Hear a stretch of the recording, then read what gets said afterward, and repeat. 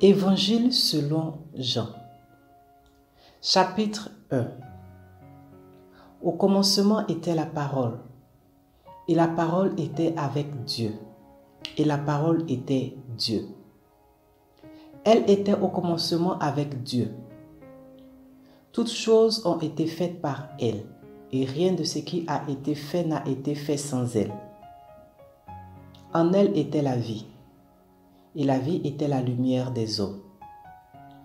La lumière luit dans les ténèbres, et les ténèbres ne l'ont point reçue. Il y eut un homme envoyé de Dieu, son nom était Jean. Il vint pour servir de témoin, pour rendre témoignage à la lumière afin que tous croient par lui. Il n'était pas la lumière, mais il parut pour rendre témoignage à la lumière.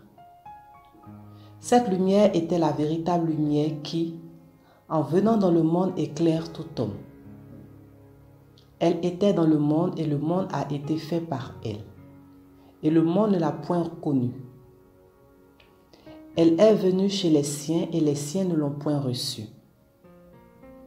Mais à tous ceux qui l'ont reçue, à ceux qui croient en son nom, elle a donné le pouvoir de devenir enfants de Dieu, lesquels sont nés non du sang, ni de la volonté de la chair, ni de la volonté de l'homme, mais de Dieu. Et la parole a été faite chair, et elle a habité parmi nous, pleine de grâce et de vérité. Et nous avons contemplé sa gloire, une gloire comme la gloire du Fils unique venu du Père.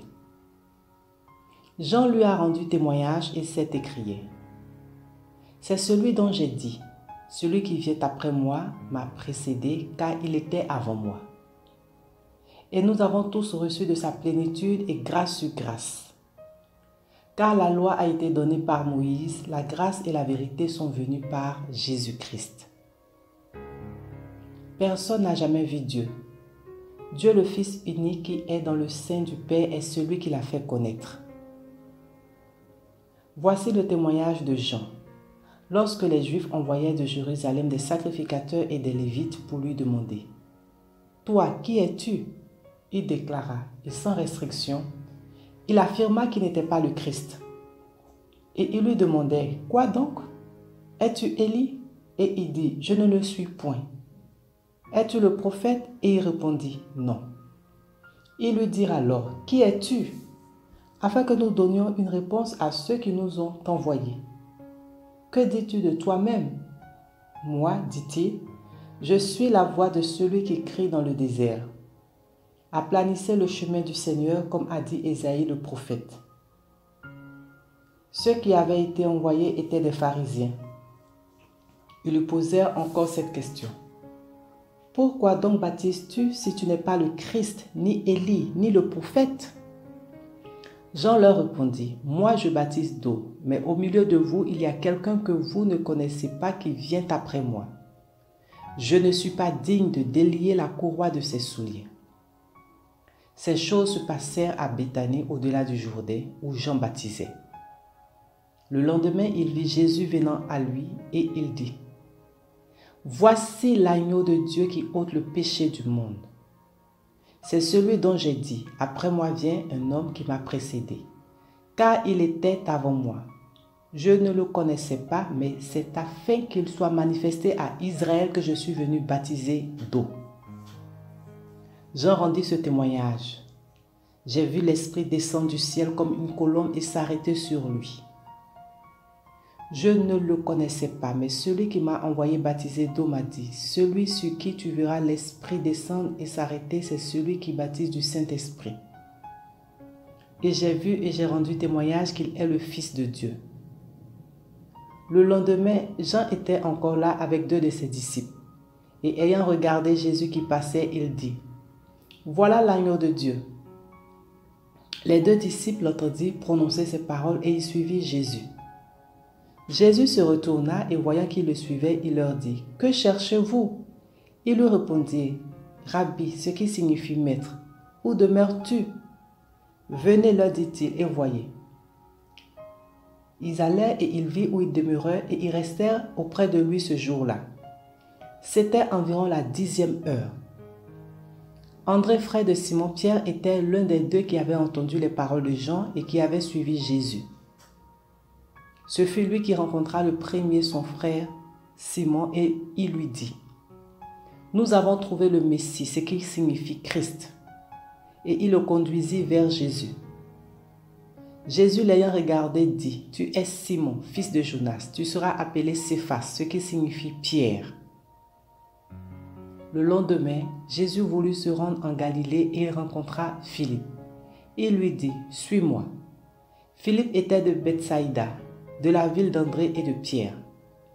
Philippe rencontra Nathanaël et lui dit: « Nous avons trouvé celui de qui Moïse a écrit dans la loi et dont les prophètes ont parlé, Jésus de Nazareth, fils de Joseph. » Nathanaël lui dit: « Peut-il venir de Nazareth quelque chose de bon ?» Philippe lui répondit: « Viens et vois. » Jésus, voyant venir à lui Nathanaël, dit de lui: « Voici vraiment un Israélite dans lequel il n'y a point de fraude. » « D'où me connais-tu » lui dit Nathanaël. Jésus lui répondit: « Avant que Philippe t'appelle, quand tu étais sous le figuier, je t'ai vu. » Nathanaël répondit et lui dit: « Rabbi, tu es le Fils de Dieu, tu es le roi d'Israël. » Jésus lui répondit: « Parce que je t'ai dit que je t'ai vu sous le figuier, tu crois, tu verras de plus grandes choses que celles-ci. » Et il lui dit: « En vérité, vous verrez désormais le ciel ouvert et les anges de Dieu monter et descendre au-dessus du Fils de l'homme. » Chapitre 2. 3 jours après, il y eut des noces à Cana en Galilée. La mère de Jésus était là, et Jésus fut aussi invité aux noces avec ses disciples. Le vin ayant manqué, la mère de Jésus lui dit: « Ils n'ont plus de vin. » Jésus lui répondit: « Femme, qu'y a-t-il entre moi et toi?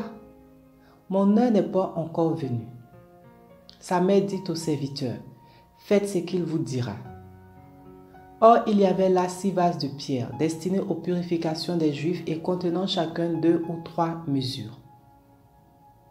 Jésus leur dit: « Remplissez d'eau ces vases. » Et il les remplit jusqu'au bord. « Puisez maintenant, leur dit-il, et apportez-en à l'ordonnateur du repas. » Et ils lui en apportèrent. Quand l'ordonnateur du repas eut goûté l'eau changée en vin, ne sachant d'où venait ce vin, tandis que les serviteurs qui avaient puisé l'eau le savaient bien, il appela l'époux et lui dit: « Tout homme sait d'abord le bon vin, puis le moins bon, après qu'on s'est dénivré. Toi, tu as gardé le bon vin jusqu'à présent. » Tel fut à Cana en Galilée le premier des miracles que fit Jésus. Il manifesta sa gloire et ses disciples crurent en lui. Après cela, il descendit à Capernaum avec sa mère, ses frères et ses disciples. Et il n'y demeurait que peu de jours. La Pâque des Juifs était proche et Jésus monta à Jérusalem. Il trouva dans le temple les vendeurs de bœufs, de brebis et de pigeons, et les changeurs assis. Ayant fait un fouet avec des cordes, il les chassa tous du temple, ainsi que les brebis et les bœufs. Il dispersa la monnaie des changeurs et renversa les tables. Et il dit aux vendeurs de pigeons: « Ôtez cela d'ici, ne faites pas de la maison de mon Père une maison de trafic. » Ses disciples se souvinrent qu'il est écrit: « Le zèle de ta maison me dévore. » Les Juifs, prenant la parole, lui dirent: « Quel miracle nous montres-tu pour agir de la sorte ?» Jésus leur répondit: « Détruisez ce temple et en 3 jours je le relèverai. » Les Juifs dirent: « Il a fallu 46 ans pour bâtir ce temple, et toi en 3 jours tu le relèveras ?» Mais il parlait du temple de son corps.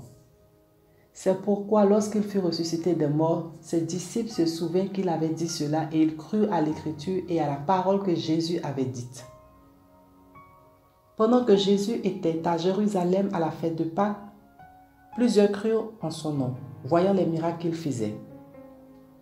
Mais Jésus ne se fiait point à eux, parce qu'il les connaissait tous et parce qu'il n'avait pas besoin qu'on lui rende témoignage d'aucun homme, car il savait lui-même ce qui était dans l'homme.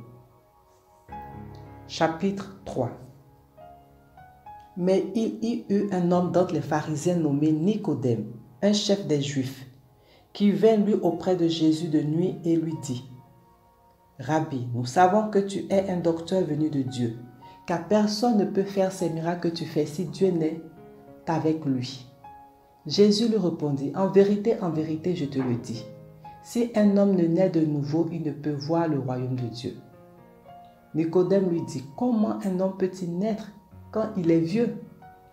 Peut-il rentrer dans le sein de sa mère et naître? » Jésus répondit, « En vérité, je te le dis, si un homme ne naît d'eau et d'esprit, il ne peut entrer dans le royaume de Dieu. Ce qui est né de la chair est chair, et ce qui est né de l'esprit est esprit. Ne t'étonne pas que je t'ai dit, il faut que vous naissiez de nouveau.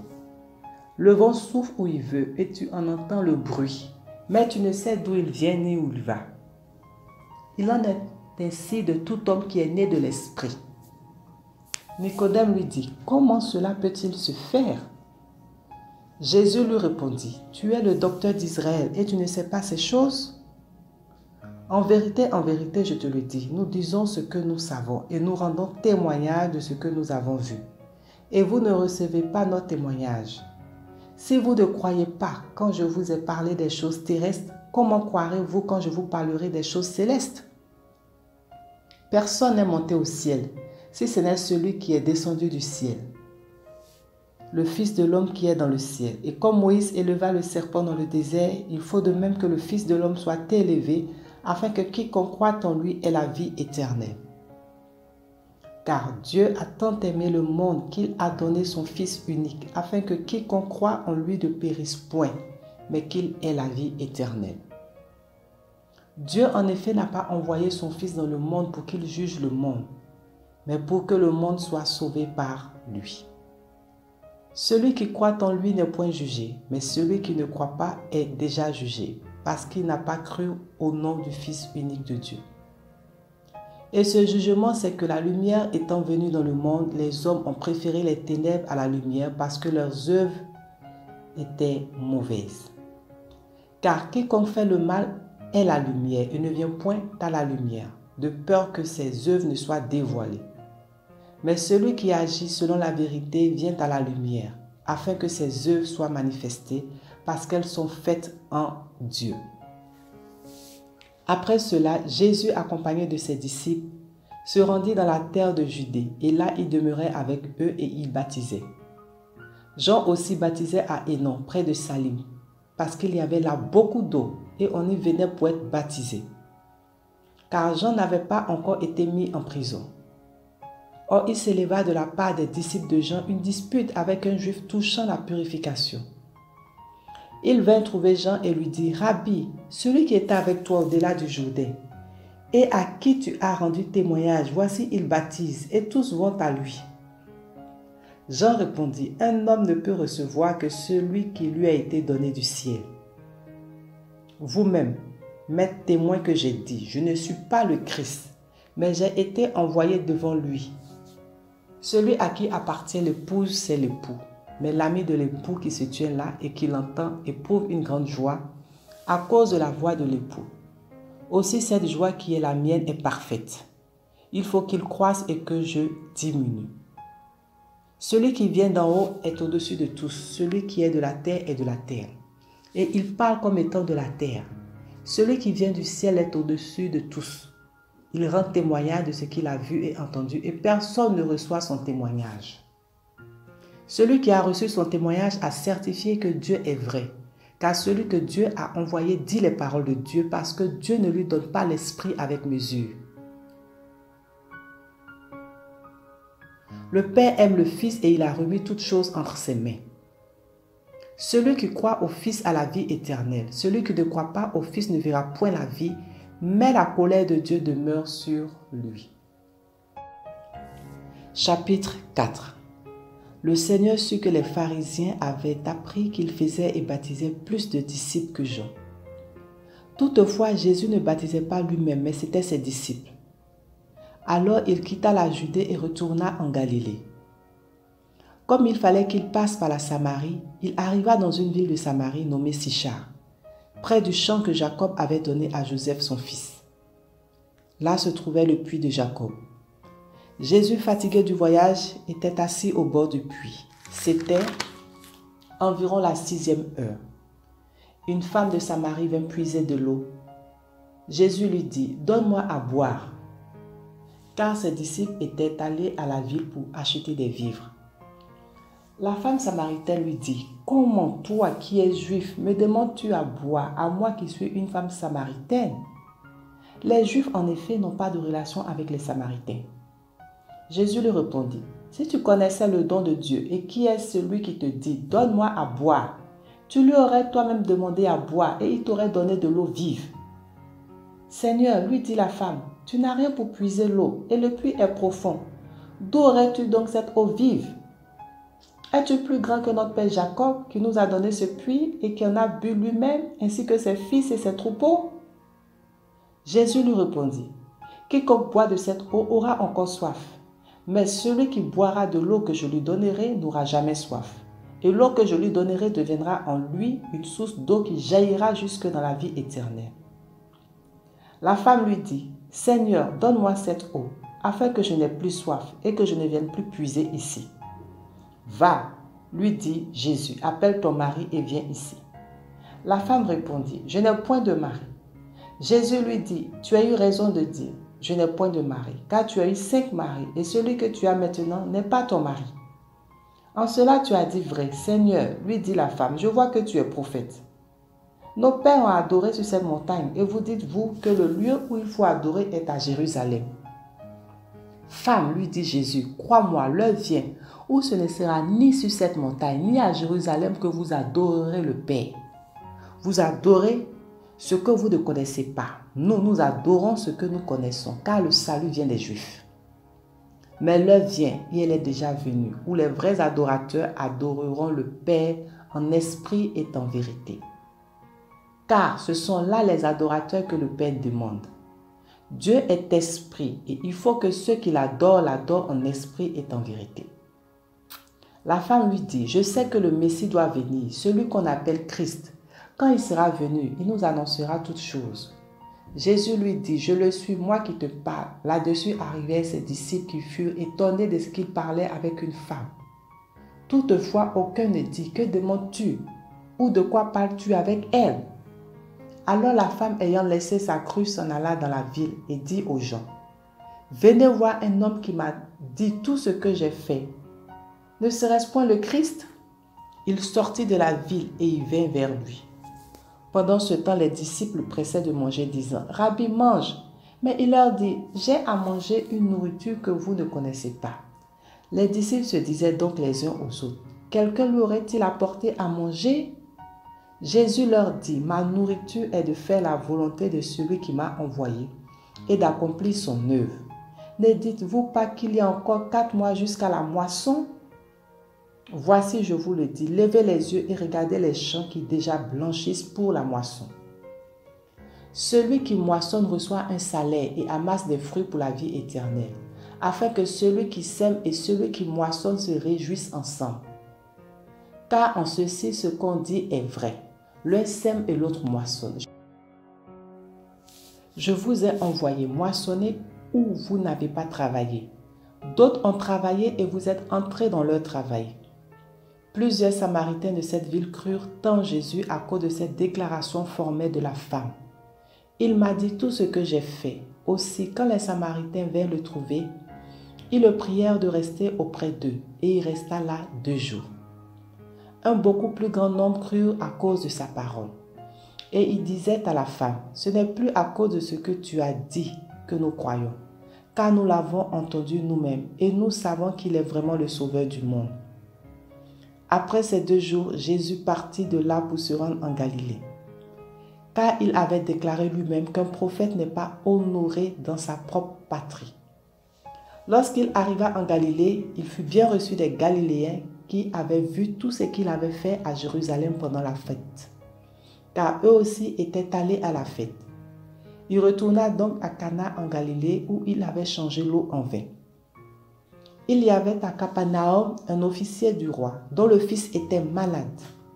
Ayant appris que Jésus était venu de Judée en Galilée, il alla vers lui et le pria de descendre et de guérir son fils qui était près de mourir. Jésus lui dit, si vous ne voyez des miracles et des prodiges, vous ne croyez point. L'officier du roi lui dit, Seigneur, descends avant que mon enfant meure. Va, lui dit Jésus, ton fils vit. Et cet homme crut à la parole que Jésus lui avait dite et il s'en alla. Comme il descendait déjà, ses serviteurs venant à sa rencontre lui apportaient cette nouvelle. Ton enfant vit.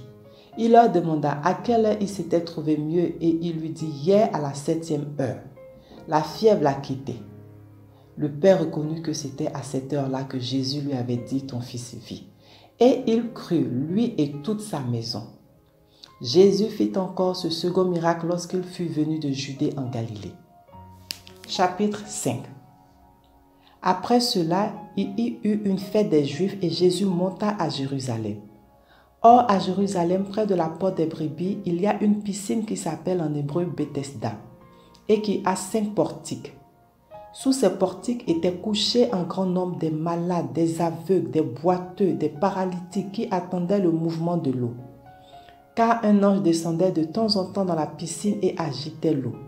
Et celui qui y descendait le premier, après que l'eau avait été agitée, était guéri, quelle que soit sa maladie. Là se trouvait un homme malade depuis 38 ans. Jésus, l'ayant vu coucher et sachant qu'il était malade depuis longtemps, lui dit, « Veux-tu être guéri ?» Le malade lui répondit, « Seigneur, je n'ai personne pour me jeter dans la piscine quand l'eau est agitée. Et pendant que j'y vais, un autre descend avant moi. » « Lève-toi, lui dit Jésus, prends ton lit et marche. » Aussitôt cet homme fut guéri. Il prit son lit et marcha. C'était un jour de sabbat. Les Juifs dirent donc à celui qui avait été guéri, « C'est le sabbat. Il ne t'est pas permis d'emporter ton lit. » Il leur répondit, « Celui qui m'a guéri m'a dit, prends ton lit et marche. » Il lui demandait, « Qui est l'homme qui t'a dit, prends ton lit et marche ?» Mais celui qui avait été guéri ne savait pas qui c'était, car Jésus avait disparu de la foule qui était en ce lieu. Depuis, Jésus le trouva dans le temple et lui dit, « Voici, tu as été guéri, ne pêche plus, de peur qu'il ne t'arrive quelque chose de pire. » Cet homme s'en alla et annonça aux Juifs que c'était Jésus qui l'avait guéri. C'est pourquoi les Juifs poursuivaient Jésus, parce qu'il faisait ces choses le jour du sabbat. Mais Jésus leur répondit, « Mon Père agit jusqu'à présent, moi aussi j'agis. » À cause de cela, les Juifs cherchaient encore plus à le faire mourir, non seulement parce qu'il violait le sabbat, mais parce qu'il appelait Dieu son propre Père, se faisant lui-même égal à Dieu. Jésus reprit donc la parole et leur dit, « en vérité, je vous le dis, le Fils ne peut rien faire de lui-même. Il ne fait que ce qu'il voit faire au Père. Et tout ce que le Père fait, le Fils aussi le fait pareillement. Car le Père aime le Fils et lui montre tout ce qu'il fait, et il lui montrera des œuvres plus grandes que celles-ci, afin que vous soyez dans l'étonnement. Car comme le Père ressuscite les morts et donne la vie, ainsi le Fils donne la vie à qui il veut. Le Père ne juge personne, mais il a remis tout jugement au Fils, afin que tous honorent le Fils comme ils honorent le Père. Celui qui n'honore pas le Fils n'honore pas le Père qui l'a envoyé. En vérité, je vous le dis, celui qui écoute ma parole et qui croit à celui qui m'a envoyé a la vie éternelle et ne vient point en jugement, mais il est passé de la mort à la vie. En vérité, je vous le dis, l'heure vient et elle est déjà venue, où les morts entendront la voix du Fils de Dieu et ceux qui l'auront entendu vivront. Car comme le Père a la vie en lui-même, ainsi il a donné au Fils d'avoir la vie en lui-même. Et il lui a donné le pouvoir de juger, parce qu'il est Fils de l'homme. Ne vous étonnez pas de cela, car l'heure vient où tous ceux qui sont dans les sépulcres entendront sa voix et en sortiront. Ceux qui auront fait le bien ressusciteront pour la vie, mais ceux qui auront fait le mal ressusciteront pour le jugement. Je ne puis rien faire de moi-même, d'après ce que j'entends. Je juge et mon jugement est juste, parce que je ne cherche pas ma volonté, mais la volonté de celui qui m'a envoyé. Si c'est moi qui rends témoignage de moi-même, mon témoignage n'est pas vrai. Il y en a un autre qui rend témoignage de moi, et je sais que le témoignage qu'il rend de moi est vrai. Vous avez envoyé une délégation vers Jean, et il a rendu témoignage à la vérité. Pour moi, ce n'est pas d'un homme que je reçois le témoignage, mais je dis ceci afin que vous soyez sauvés. Jean était la lampe qui brûle et qui luit, et vous avez voulu vous réjouir une heure à sa lumière. Moi, j'ai un témoignage plus grand que celui de Jean, car les œuvres que le Père m'a donné d'accomplir, ces œuvres même que je fais témoignent de moi que c'est le Père qui m'a envoyé. Et le Père qui m'a envoyé a rendu lui-même témoignage de moi. Vous n'avez jamais entendu sa voix, vous n'avez point vu sa face, et sa parole ne demeure point en vous, parce que vous ne croyez pas à celui qu'il a envoyé. Vous sondez les Écritures, parce que vous pensez avoir en elles la vie éternelle. Ce sont elles qui rendent témoignage de moi. Et vous ne voulez pas venir à moi pour avoir la vie. Je ne tire pas ma gloire des hommes, mais je sais que vous n'avez point en vous l'amour de Dieu. Je suis venu au nom de mon Père, et vous ne me recevez pas. Si un autre vient en son propre nom, vous le recevrez. Comment pouvez-vous croire, vous qui tirez votre gloire les uns des autres et qui ne cherchez point la gloire qui vient de Dieu seul? Ne pensez pas que moi je vous accuserai devant le Père. Celui qui vous accuse, c'est Moïse, en qui vous avez mis votre espérance. Car si vous croyez Moïse, vous me croiriez aussi, parce qu'il a écrit à mon sujet. Mais si vous ne croyez pas à ses écrits, comment croirez-vous à mes paroles? Chapitre 6. Après cela, Jésus s'en alla de l'autre côté de la mer de Galilée ou mer de Tibériade. Une grande foule le suivait parce qu'elle voyait les miracles qu'il opérait sur les malades. Jésus monta sur la montagne et là il s'assit avec ses disciples. Or, la Pâque, la fête des Juifs, était proche. Ayant levé les yeux et voyant qu'une grande foule venait à lui, Jésus dit à Philippe: où achèterons-nous des pains pour que ces gens aient à manger? Il disait cela pour l'éprouver, car il savait de ce qu'il allait faire. Philippe lui répondit: les pains qu'on aurait pour 200 deniers ne suffiraient pas pour que chacun en reçoive un peu. Un de ses disciples, André, frère de Simon-Pierre, lui dit: il y a ici un jeune garçon qui a 5 pains d'orge et 2 poissons. Mais qu'est-ce que cela pour tant de gens? Jésus dit: faites-les asseoir. Il y avait dans ce lieu beaucoup d'herbes. Il s'assit donc au nombre d'environ 5000 hommes. Jésus prit les pains, rendit grâce et les distribua à ceux qui étaient assis. Il leur donna de même des poissons, autant qu'ils en voulurent. Lorsqu'ils furent rassasiés, il dit à ses disciples: ramassez les morceaux qui restent afin que rien ne se perde. Il les ramassait donc et il remplit 12 paniers avec les morceaux qui restaient des 5 pains d'orge après que tous eurent mangé. Ces gens, ayant vu le miracle que Jésus avait fait, disaient: celui-ci est vraiment le prophète qui doit venir dans le monde. Et Jésus, sachant qu'ils allaient venir l'enlever pour le faire roi, se retira de nouveau sur la montagne, lui seul. Quand le soir fut venu, ses disciples descendirent au bord de la mer. Étant montés dans une barque, ils traversaient la mer pour se rendre à Capernaum. Il faisait déjà nuit et Jésus ne les avait pas encore rejoints. Il soufflait un grand vent et la mer était agitée. Après avoir ramé environ 25 ou 30 stades, il vit Jésus marchant sur la mer et s'approchant de la barque. Et il eut peur. Mais Jésus leur dit: c'est moi, n'ayez pas peur. Ils voulaient donc le prendre dans la barque et aussitôt la barque aborda au lieu où ils allaient. La foule qui était restée de l'autre côté de la mer avait remarqué qu'il ne se trouvait là qu'une seule barque et que Jésus n'était pas monté dans cette barque avec ses disciples, mais qu'ils étaient partis seuls. Le lendemain, comme d'autres barques étaient arrivées de Tibériade, près du lieu où ils avaient mangé le pain après que le Seigneur eut rendu grâce, les gens de la foule ayant vu que ni Jésus ni ses disciples n'étaient là, montaient eux-mêmes dans ces barques et allaient à Capernaum à la recherche de Jésus. Et l'ayant trouvé au-delà de la mer, il lui dit: Rabbi, quand es-tu venu ici? Jésus leur répondit: en vérité, je vous le dis, vous me cherchez non pas ce que vous avez vu des miracles, mais parce que vous avez mangé des pains et que vous avez été rassasiés. Travaillez non pour la nourriture qui périt, mais pour celle qui subsiste pour la vie éternelle et que le Fils de l'homme vous donnera. Car c'est lui que le Père, que Dieu lui-même a marqué de son sceau. Il lui dit: que devons-nous faire pour accomplir les œuvres de Dieu? Jésus leur répondit: l'œuvre de Dieu, c'est que vous croyez en celui qu'il a envoyé. Quel miracle fais-tu donc, lui dit-il, afin que nous le voyions et que nous croyions en toi? que fais-tu? Nos pères ont mangé la manne dans le désert, selon ce qui est écrit, il leur donna le pain du ciel à manger. » Jésus leur dit, en vérité, je vous le dis, Moïse ne vous a pas donné le pain du ciel, mais mon Père vous donne le vrai pain du ciel. Car le pain de Dieu, c'est celui qui descend du ciel et qui donne la vie au monde. Il lui dit, Seigneur, donne-nous toujours ce pain. Jésus leur dit, je suis le pain de vie. Celui qui vient à moi n'aura jamais faim, et celui qui croit en moi n'aura jamais soif.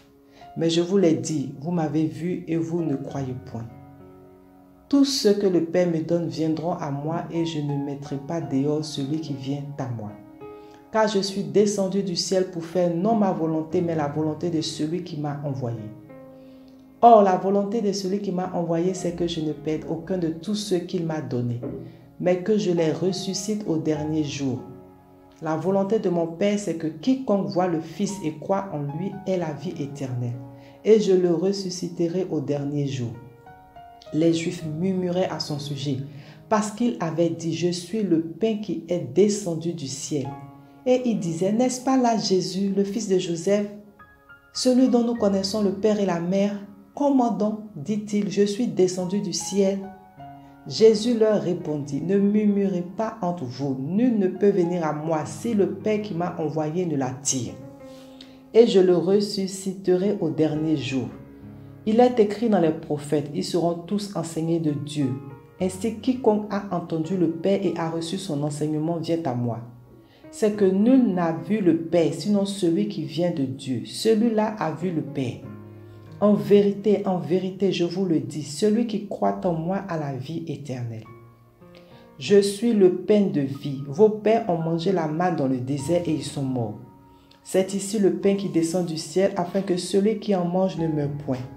Je suis le pain vivant qui est descendu du ciel. Si quelqu'un mange de ce pain, il vivra éternellement, et le pain que je donnerai, c'est ma chair que je donnerai pour la vie du monde. Là-dessus, les Juifs discutaient entre eux, disant, comment peut-il nous donner sa chair à manger? Jésus leur dit, en vérité, je vous le dis, si vous ne mangez la chair du Fils de l'homme, et si vous ne buvez son sang, vous n'avez point la vie en vous-même.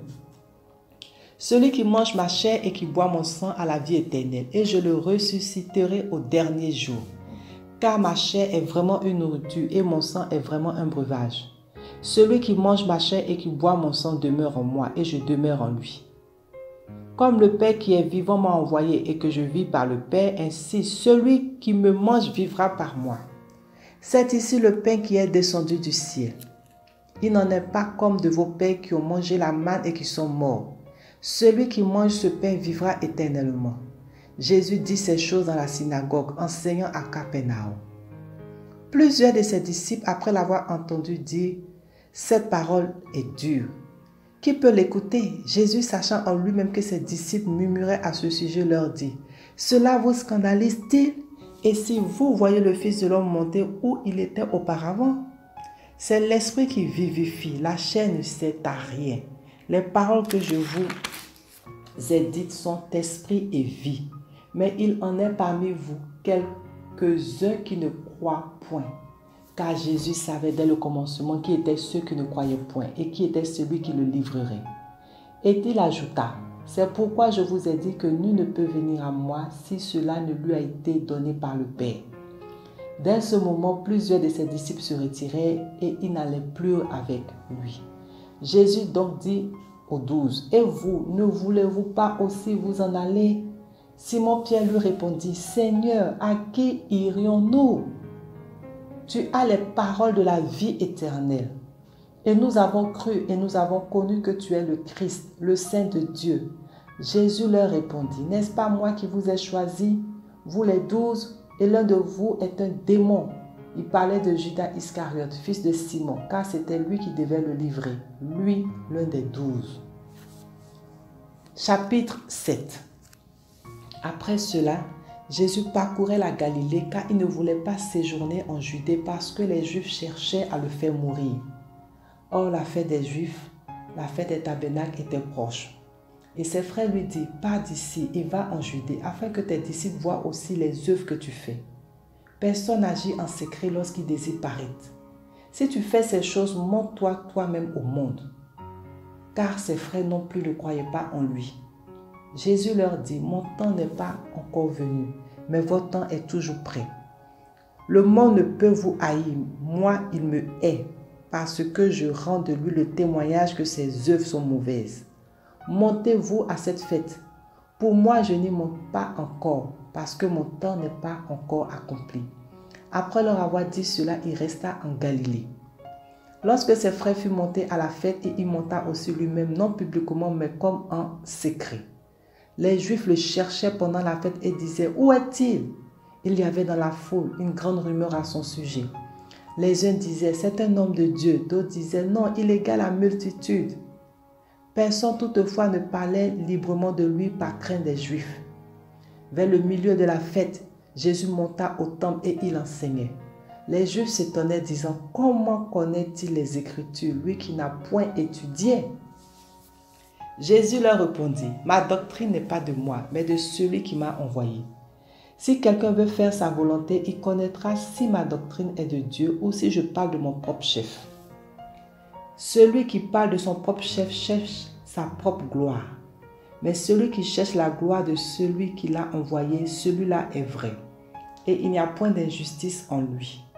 Moïse ne vous a-t-il pas donné la loi? Et nul de vous n'observe la loi. Pourquoi cherchez-vous à me faire mourir? » La foule répondit, « Tu as un démon.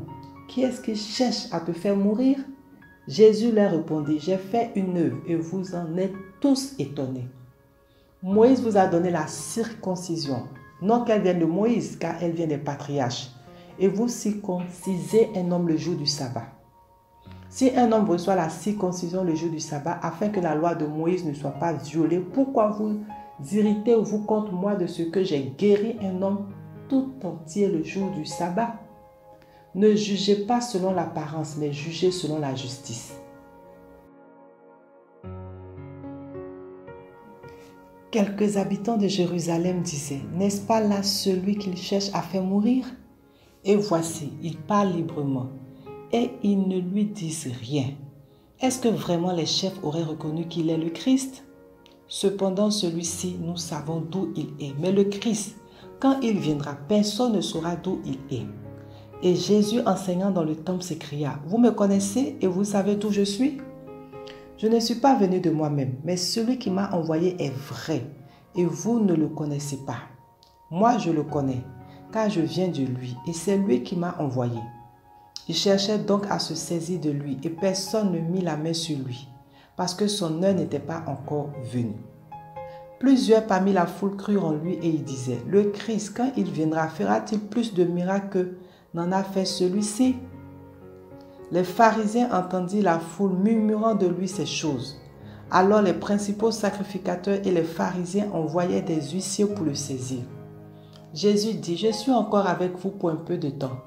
Puis je m'en vais vers celui qui m'a envoyé. Vous me chercherez et vous ne me trouverez pas, et vous ne pouvez venir où je serai. » Sur quoi les Juifs dirent entre eux, « Où ira-t-il pour que nous ne le trouvions pas? Ira-t-il parmi ceux qui sont dispersés chez les Grecs et enseignera-t-il chez les Grecs? Que signifie cette parole qu'il a dite? Vous me chercherez et vous ne me trouverez pas, et vous ne pouvez venir où je serai. » Le dernier jour, le grand jour de la fête, Jésus se tenant debout s'écria, « Si quelqu'un a soif, qu'il vienne à moi et qu'il boive. Celui qui croit en moi, des fleuves d'eau vive couleront de son sein, comme dit l'Écriture. » Il dit cela de l'Esprit que devaient recevoir ceux qui croiraient en lui, car l'Esprit n'était pas encore, parce que Jésus n'avait pas encore été glorifié. Des gens de la foule ayant entendu ces paroles disaient, « Celui-ci est vraiment le prophète. » D'autres disaient, « C'est le Christ. » Et d'autres disaient, « Est-ce bien de la Galilée que doit venir le Christ? L'Écriture ne dit-elle pas que c'est de la postérité de David et du village de Bethléem où était David que le Christ doit venir? » Il y eut donc à cause de lui division parmi la foule. Quelques-uns d'entre eux voulaient le saisir, mais personne ne mit la main sur lui. Ainsi les huissiers retournèrent vers les principaux sacrificateurs et les pharisiens, et ceux-ci leur dirent, « Pourquoi ne l'avez-vous pas amené ?» Les huissiers répondirent, « Jamais homme n'a parlé comme cet homme. » Les pharisiens leur répliquèrent, « Est-ce que vous aussi vous avez été séduits? Y a-t-il quelqu'un des chefs ou des pharisiens qui ait cru en lui? Mais cette foule qui ne connaît pas la loi, ce sont des maudits. » Nicodème qui était venu de nuit vers Jésus et qui était l'un d'entre eux leur dit, « Notre loi condamnera-t-elle un homme avant qu'on l'entende et qu'on sache ce qu'il a fait? » Il lui répondit, « Es-tu aussi galiléen? Examine et tu verras que de la Galilée il ne sort point de prophète. » Et chacun s'en retourna dans sa maison. Chapitre 8. Jésus se rendit à la montagne des Oliviers. Mais dès le matin, il alla de nouveau dans le temple et tout le peuple vint à lui. S'étant assis, il les enseignait. Alors les scribes et les pharisiens amenaient une femme surprise en adultère et la plaçant au milieu du peuple, ils dirent à Jésus, « Maître, cette femme a été surprise en flagrant délit d'adultère. Moïse dans la loi nous a ordonné de lapider de telles femmes. Toi donc, que dis-tu? » Il disait cela pour l'éprouver afin de pouvoir l'accuser. Mais Jésus s'étant baissé, écrivait avec le doigt sur la terre. Comme il continuait à l'interroger, il se releva et leur dit, « Que celui de vous qui est sans péché jette le premier la pierre contre elle. » Et s'étant de nouveau baissé, il écrivait sur la terre. Quand ils entendirent cela, accusés par leur conscience, ils se retiraient un à un, depuis les plus âgés jusqu'au dernier. Et Jésus resta seul avec la femme qui était là au milieu. Alors s'étant relevé et ne voyant plus que la femme, Jésus lui dit, « Femme, où sont ceux qui t'accusaient? Personne ne t'a-t-il condamné? » Elle répondit, « Non, Seigneur. » Et Jésus lui dit, « Je ne te condamne pas non plus. Va et ne pêche plus. » Jésus leur parla de nouveau et dit, « Je suis la lumière du monde. Celui qui me suit ne marchera pas dans les ténèbres, mais il aura la lumière de la vie. » Là-dessus, les pharisiens lui dirent, « Tu rends témoignage de toi-même, ton témoignage n'est pas vrai. » Jésus leur répondit, « Quoique je rende témoignage de moi-même, mon témoignage est vrai, car je sais d'où je suis venu et où je vais. Mais vous, vous ne savez d'où je viens ni où je vais. Vous jugez selon la chair, moi je ne juge personne. Et si je juge, mon jugement est vrai, car je ne suis pas seul. Mais le Père qui m'a envoyé est avec moi. Il est écrit dans votre loi que le témoignage de deux hommes est vrai. Je rends témoignage de moi-même et le Père qui m'a envoyé rend témoignage de moi. » Il lui dit donc, « Où est ton Père? » Jésus répondit, « Vous ne connaissez ni moi ni mon Père. Si vous me connaissiez, vous connaîtriez aussi mon Père. » Jésus dit ces paroles, enseignant dans le temple au lieu où était le trésor. Et personne ne le saisit parce que son heure n'était pas encore venue. Jésus leur dit encore, « Je m'en vais et vous me chercherez et vous mourrez dans votre péché. Vous ne pouvez venir où je vais. » Ce quoi les Juifs dirent, « Se tuera-t-il lui-même puisqu'il dit, vous ne pouvez venir où je vais? » Et il leur dit, « Vous êtes d'en bas, moi je suis d'en haut. Vous êtes de ce monde, moi je ne suis pas de ce monde. C'est pourquoi je vous ai dit que vous mourrez dans vos péchés, car si vous ne croyez pas ce que je suis, vous mourrez dans vos péchés. » « Qui es-tu? » lui dit-il. Jésus leur répondit, « Ce que je vous dis dès le commencement, j'ai beaucoup de choses à dire de vous et à juger en vous, mais celui qui m'a envoyé est vrai, et ce que j'ai entendu de lui, je le dis au monde. » Ils ne comprirent point qu'il leur parlait du Père. Jésus leur dit donc, « Quand vous aurez élevé le Fils de l'homme, alors vous connaîtrez ce que je suis et que je ne fais rien de moi-même, mais que je parle selon ce que le Père m'a enseigné. Celui qui m'a envoyé est avec moi. Il ne m'a pas laissé seul parce que je fais toujours ce qui lui est agréable. » Comme Jésus parlait ainsi, plusieurs crurent en lui, et il dit aux Juifs qui avaient cru en lui, « Si vous demeurez dans ma parole, vous êtes vraiment mes disciples. Vous connaîtrez la vérité et la vérité vous affranchira. » Ils lui répondirent, « Nous sommes la postérité d'Abraham et nous ne fûmes jamais esclaves de personne. Comment dis-tu, vous deviendrez libres? » En vérité, je vous le dis, leur répliqua Jésus, « Quiconque se livre au péché est esclave du péché. Or, l'esclave ne demeure pas toujours dans la maison, le Fils y demeure toujours. Si donc le Fils vous affranchit, vous serez réellement libres. Je sais que vous êtes la postérité d'Abraham, mais vous cherchez à me faire mourir parce que ma parole ne pénètre pas en vous. Je dis ce que j'ai vu chez mon Père et vous, vous faites ce que vous avez entendu de la part de votre Père. » Ils lui répondirent, « Notre Père c'est Abraham. » Jésus leur dit, « Si vous étiez enfant d'Abraham, vous feriez les œuvres d'Abraham. Mais maintenant, vous cherchez à me faire mourir, moi qui vous ai dit la vérité que j'ai entendue de Dieu. Cela, Abraham ne l'a point fait. Vous faites les œuvres de votre père. Il lui dit, nous ne sommes pas des enfants illégitimes, nous avons un seul père, Dieu.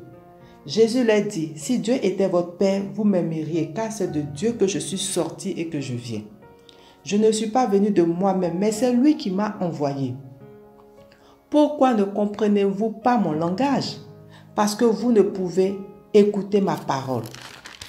Vous avez pour père le diable et vous voulez accomplir les désirs de votre père. Il a été meurtrier dès le commencement et il ne se tient pas dans la vérité, parce qu'il n'a pas de vérité en lui. Lorsqu'il profère le mensonge, il parle de son propre fond, car il est menteur et le père du mensonge. Et moi, parce que je dis la vérité, vous ne me croyez pas. Qui de vous me convaincra de péché? Si je dis la vérité, pourquoi ne me croyez-vous pas? Celui qui est de Dieu écoute les paroles de Dieu. Vous ne m'écoutez pas parce que vous n'êtes pas de Dieu. Les Juifs lui répondirent, n'avons-nous pas raison de dire que tu es samaritain et que tu es un démon? Jésus répliqua, je n'ai point de démon, mais j'honore mon Père et vous m'outragez.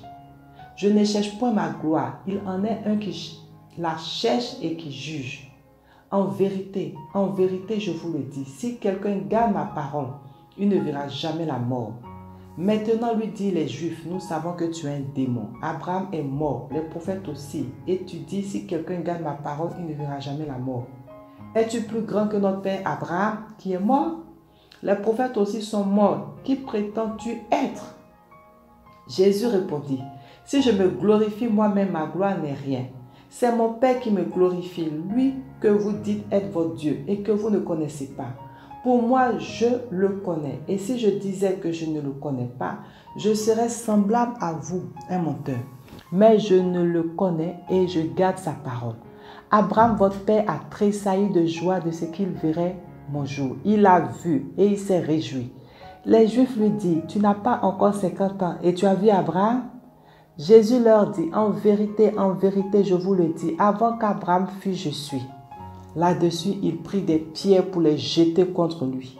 Mais Jésus se cacha et il sortit du temple. Chapitre 9. Jésus vit en passant un homme aveugle de naissance. Ses disciples lui posaient cette question. Rabbi, qui a péché? Cet homme ou ses parents pour qu'il soit né aveugle? Jésus répondit, ce n'est pas que lui ou ses parents aient péché, mais c'est afin que les œuvres de Dieu soient manifestées en lui. Il faut que je fasse, tandis qu'il est jour, les œuvres de celui qui m'a envoyé. La nuit vient où personne ne peut travailler. Pendant que je suis dans le monde, je suis la lumière du monde. Après avoir dit cela, il cracha à terre et fit de la boue avec sa salive, puis il appliqua cette boue sur les yeux de l'aveugle et lui dit, « Va et lave-toi au réservoir de Siloé, nom qui signifie envoyé. » Il y alla, se lava et s'en retournant, voyant clair. Ses voisins et ceux qui auparavant l'avaient connu comme un mendiant disaient, « N'est-ce pas là celui qui se tenait assis et qui mendiait ?» Les uns disaient, « C'est lui », d'autres disaient, « Non, mais il lui ressemble. » Et lui-même disait, « C'est moi, il lui donne. » « Comment tes yeux ont-ils été ouverts? » Il répondit, « L'homme qu'on appelle Jésus a fait de la boue, a oint mes yeux et m'a dit, « Va au réservoir de Siloé et lave-toi. » Je suis allé, je me suis lavé et j'ai pu voir. Et il lui dit, « Où est cet homme? » Il répondit, « Je ne sais. » Il menait vers les pharisiens celui qui avait été aveugle. Or, c'était un jour de sabbat que Jésus avait fait de la boue et lui avait ouvert les yeux. De nouveau, les pharisiens lui demandaient comment il avait pu voir. Et il leur dit, « Il a appliqué de la boue sur mes yeux. Je me suis lavé et je vois. » Sur quoi quelques-uns des pharisiens disent, « Cet homme ne vient pas de Dieu, car il n'observe pas le sabbat. » D'autres disent, « Comment un homme pécheur peut-il faire de tels miracles? » Et il y eut division parmi eux. Ils dirent encore à l'aveugle, « Toi, que dis-tu de lui sur ce qu'il t'a ouvert les yeux? » Il répondit, « C'est un prophète. » Les Juifs ne crurent point qu'il avait été aveugle et qu'il avait pu voir jusqu'à ce qu'il ait fait venir ses parents. Et il les interrogeait, disant, « Est-ce là votre fils que vous dites être né aveugle? Comment donc voit-il maintenant? » Ses parents répondirent, « Nous savons que c'est notre fils et qu'il est né aveugle. Mais comment il voit maintenant ou qui lui a ouvert les yeux, c'est ce que nous ne savons. Interrogez-le lui-même. Il a de l'âge. Il parlera de ce qui le concerne. Ses parents dirent cela parce qu'ils craignaient les Juifs, car les Juifs avaient déjà convenu que si quelqu'un reconnaissait Jésus pour le Christ, il serait exclu de la synagogue. C'est pourquoi ses parents dirent, il a de l'âge, interrogez-le lui-même. Les pharisiens appelaient une seconde fois l'homme qui avait été aveugle et il lui dit, donne gloire à Dieu, nous savons que cet homme est un pécheur. Il répondit, s'il est un pécheur, je ne sais. Je sais une chose, c'est que j'étais aveugle et que maintenant je vois. Il lui dit, que t'a-t-il fait? Comment t'a-t-il ouvert les yeux? Il leur répondit, je vous l'ai déjà dit et vous n'avez pas écouté. Pourquoi voulez-vous l'entendre encore? Voulez-vous aussi devenir ses disciples? Ils injurièrent et dit, c'est toi qui es son disciple. Nous sommes disciples de Moïse. Nous savons que Dieu a parlé à Moïse. Mais celui-ci, nous ne savons d'où il est. Cet homme leur répondit, il est étonnant que vous ne sachiez d'où il est, et cependant il m'a ouvert les yeux. Nous savons que Dieu n'exauce point les pécheurs, mais si quelqu'un l'honore et fait sa volonté, il exauce. Jamais on n'a entendu dire que quelqu'un ait ouvert les yeux d'un aveugle né. Si cet homme ne venait pas de Dieu, il ne pourrait rien faire. Il lui répondit, tu es né tout entier dans le péché et tu nous enseignes? Et ils le chassèrent. Jésus apprit qu'il avait chassé, et l'ayant rencontré, il lui dit, crois-tu au Fils de Dieu? Il répondit, et qui est-il, Seigneur, afin que je croie en lui? Tu l'as vu, lui dit Jésus, et celui qui te parle, c'est lui.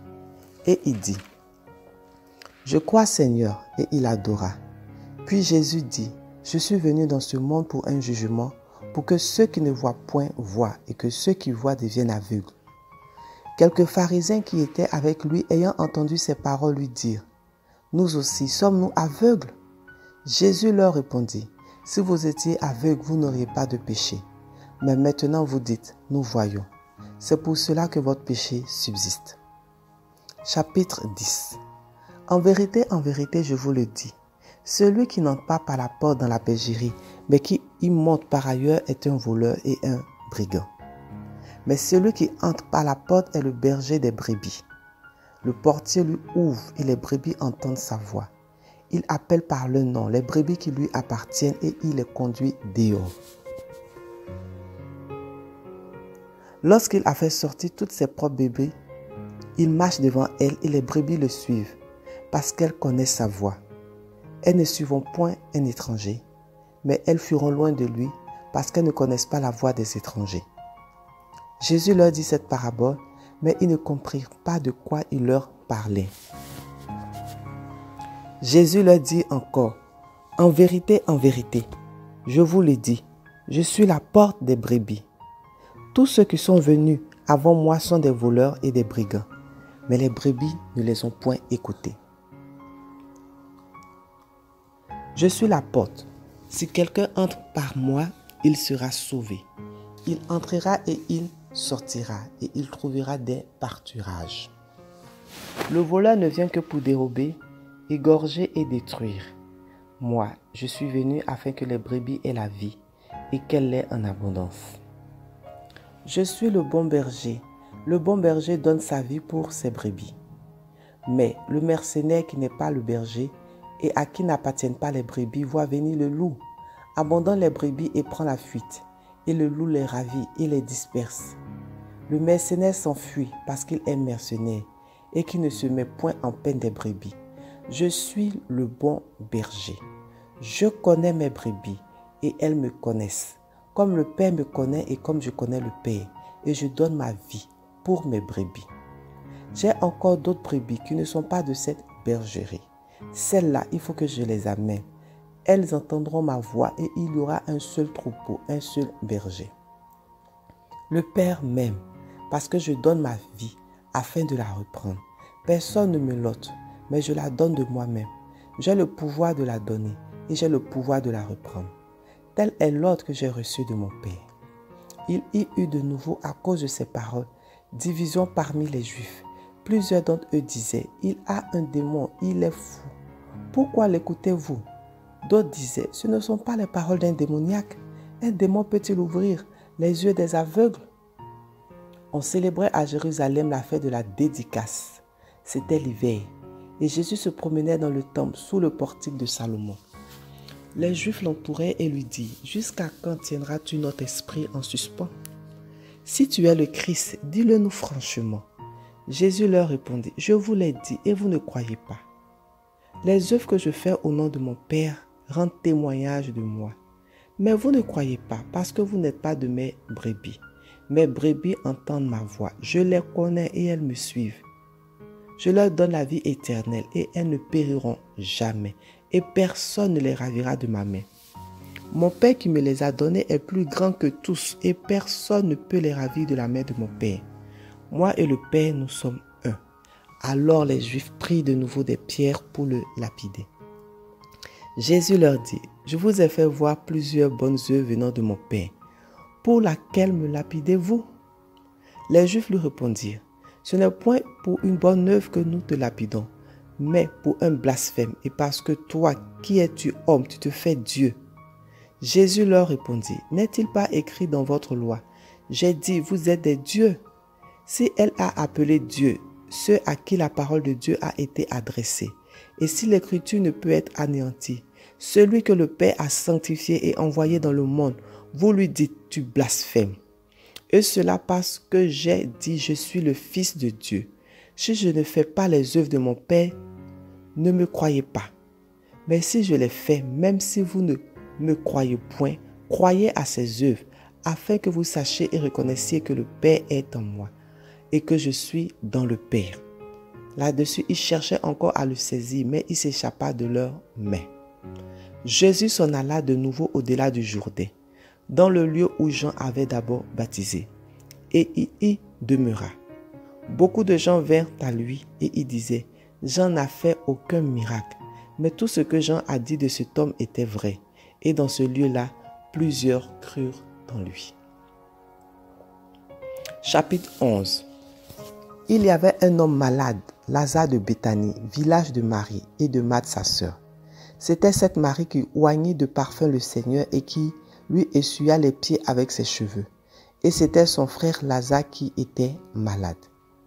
Les sœurs envoyaient dire à Jésus, « Seigneur, voici celui que tu aimes est malade. » Après avoir entendu cela, Jésus dit, « Cette maladie n'est point à la mort, mais elle est pour la gloire de Dieu, afin que le Fils de Dieu soit glorifié par elle. » Or Jésus aimait Marthe et sa sœur et Lazare. Lors donc qu'il eut appris que Lazare était malade, il resta 2 jours encore dans le lieu où il était, et il dit ensuite aux disciples, « Retournons en Judée. » Les disciples lui dirent, « Rabbi, les Juifs tout récemment cherchaient à te lapider, et tu retournes en Judée ?» Jésus répondit, « N'y a-t-il pas 12 heures au jour? Si quelqu'un marche pendant le jour, il ne bronche point, parce qu'il voit la lumière de ce monde. Mais si quelqu'un marche pendant la nuit, il bronche, parce que la lumière n'est pas en lui. » Après ces paroles, il leur dit, « Lazare, notre ami, dort, mais je vais le réveiller. » Les disciples lui disent, « Seigneur, s'il dort, il sera guéri. » Jésus avait parlé de sa mort, mais il crut qu'il parlait de l'assoupissement du sommeil. Alors Jésus leur dit ouvertement, « Lazare est mort, et à cause de vous, afin que vous croyiez, je me réjouis de ce que je n'étais pas là. Mais allons vers lui. » Sur quoi Thomas, appelé Didyme, dit aux autres disciples, « Allons aussi afin de mourir avec lui. » Jésus étant arrivé, trouva que Lazare était déjà depuis 4 jours dans le sépulcre. Et comme Béthanie était près de Jérusalem, à 15 stades environ, beaucoup de Juifs étaient venus vers Marthe et Marie pour les consoler de la mort de leur frère. Lorsque Marthe apprit que Jésus arrivait, elle alla au-devant de lui, tandis que Marie se tenait assise à la maison. Marthe dit à Jésus, « Seigneur, si tu avais été ici, mon frère ne serait pas mort. Mais maintenant même, je sais que tout ce que tu demanderas à Dieu, Dieu te l'accordera. » Jésus lui dit, « Ton frère ressuscitera. » Je sais, lui répondit Marthe, qu'il ressuscitera à la résurrection au dernier jour. Jésus lui dit, je suis la résurrection et la vie. Celui qui croit en moi vivra, même s'il meurt, et quiconque vit et croit en moi ne mourra jamais. Crois-tu cela? Elle lui dit, oui Seigneur, je crois que tu es le Christ, le Fils de Dieu, qui devait venir dans le monde. Ayant ainsi parlé, elle s'en alla. Puis elle appela secrètement Marie, sa sœur, et lui dit, le Maître est ici et il te demande.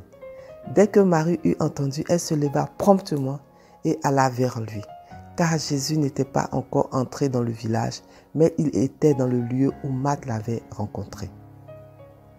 Les Juifs qui étaient avec Marie dans la maison et qui la consolaient, l'ayant vue se lever promptement et sortir, la suivit, disant, elle va au sépulcre pour y pleurer. Lorsque Marie fut arrivée là où était Jésus et qu'elle le vit, elle tomba à ses pieds et lui dit, Seigneur, si tu avais été ici, mon frère ne serait pas mort. Jésus, la voyant pleurer, elle et les Juifs qui étaient venus avec elle, frémit en son esprit et fut tout ému. Et il dit, où l'avez-vous mis? Seigneur, lui répondit-il, viens et vois. Jésus pleura. Sur quoi les Juifs dirent, voyez comme il aimait, et quelques-uns d'entre eux dirent, lui qui a ouvert les yeux de l'aveugle, ne pouvait-il pas faire aussi que cet homme ne meure point? Jésus, frémissant de nouveau, en lui-même se rendit au sépulcre. C'était une grotte et une pierre était placée devant. Jésus dit, ôtez la pierre. Marthe, la sœur du mort, lui dit, Seigneur, il sent déjà, car il y a 4 jours qu'il est là. Jésus lui dit, ne t'ai-je pas dit que si tu crois, tu verras la gloire de Dieu? Il ôtait donc la pierre et Jésus leva les yeux en haut et dit, Père, je te rends grâce de ce que tu m'as exaucé. Pour moi, je sais que tu m'exauces toujours, mais j'ai parlé à cause de la foule qui m'entoure, afin qu'ils croient que c'est toi qui m'as envoyé. Ayant dit cela, il cria d'une voix forte, Lazare, sors! Et le mort sortit, les pieds et les mains liés de bandes, et le visage enveloppé d'un linge. Jésus leur dit, déliez-le et laissez-le aller. Plusieurs des Juifs qui étaient venus vers Marie et qui virent ce que fit Jésus crurent en lui. Mais quelques-uns d'entre eux allaient trouver les pharisiens et leur dirent ce que Jésus avait fait. Alors, les principaux sacrificateurs et les pharisiens assemblèrent le Sanhédrin et dirent, que ferons-nous? Car cet homme fait beaucoup de miracles. Si nous le laissons faire, tous croiront en lui et les Romains viendront détruire et notre ville et notre nation. L'un de Caïphe, qui était souverain sacrificateur cette année-là, leur dit, vous ne comprenez rien. Vous ne réfléchissez pas qu'il est dans votre intérêt qu'un seul homme meure pour le peuple et que la nation entière ne périsse pas. Or, il ne dit pas cela de lui-même, mais étant souverain sacrificateur cette année-là, il prophétisa que Jésus devait mourir pour la nation. Et ce n'était pas pour la nation seulement, c'était aussi afin de réunir en un seul corps les enfants de Dieu dispersés. Dès ce jour, il résolut de le faire mourir. C'est pourquoi Jésus ne se montra plus ouvertement parmi les Juifs, mais il se retira dans la contrée voisine du désert, dans une ville appelée Éphraïm, et là il demeurait avec ses disciples. La Pâque des Juifs était proche, et beaucoup de gens du pays montèrent à Jérusalem avant la Pâque pour se purifier. Ils cherchaient Jésus et ils se disaient les uns aux autres dans le temple, que vous ensemble, ne viendra-t-il pas à la fête? Or, les principaux sacrificateurs et les pharisiens avaient donné l'ordre que si quelqu'un savait où il était, il le déclare, afin qu'on se saisisse de lui. Chapitre 12. 6 jours avant la Pâque, Jésus arriva à Béthanie où était Lazare, qu'il avait ressuscité des morts. Là, on lui fit un souper. Marthe servait et Lazare était un de ceux qui se trouvaient à table avec lui. Marie, ayant pris une livre d'un parfum de nappur de grand prix, oignit les pieds de Jésus, et elle lui essuya les pieds avec ses cheveux. et la maison fut remplie de l'odeur du parfum.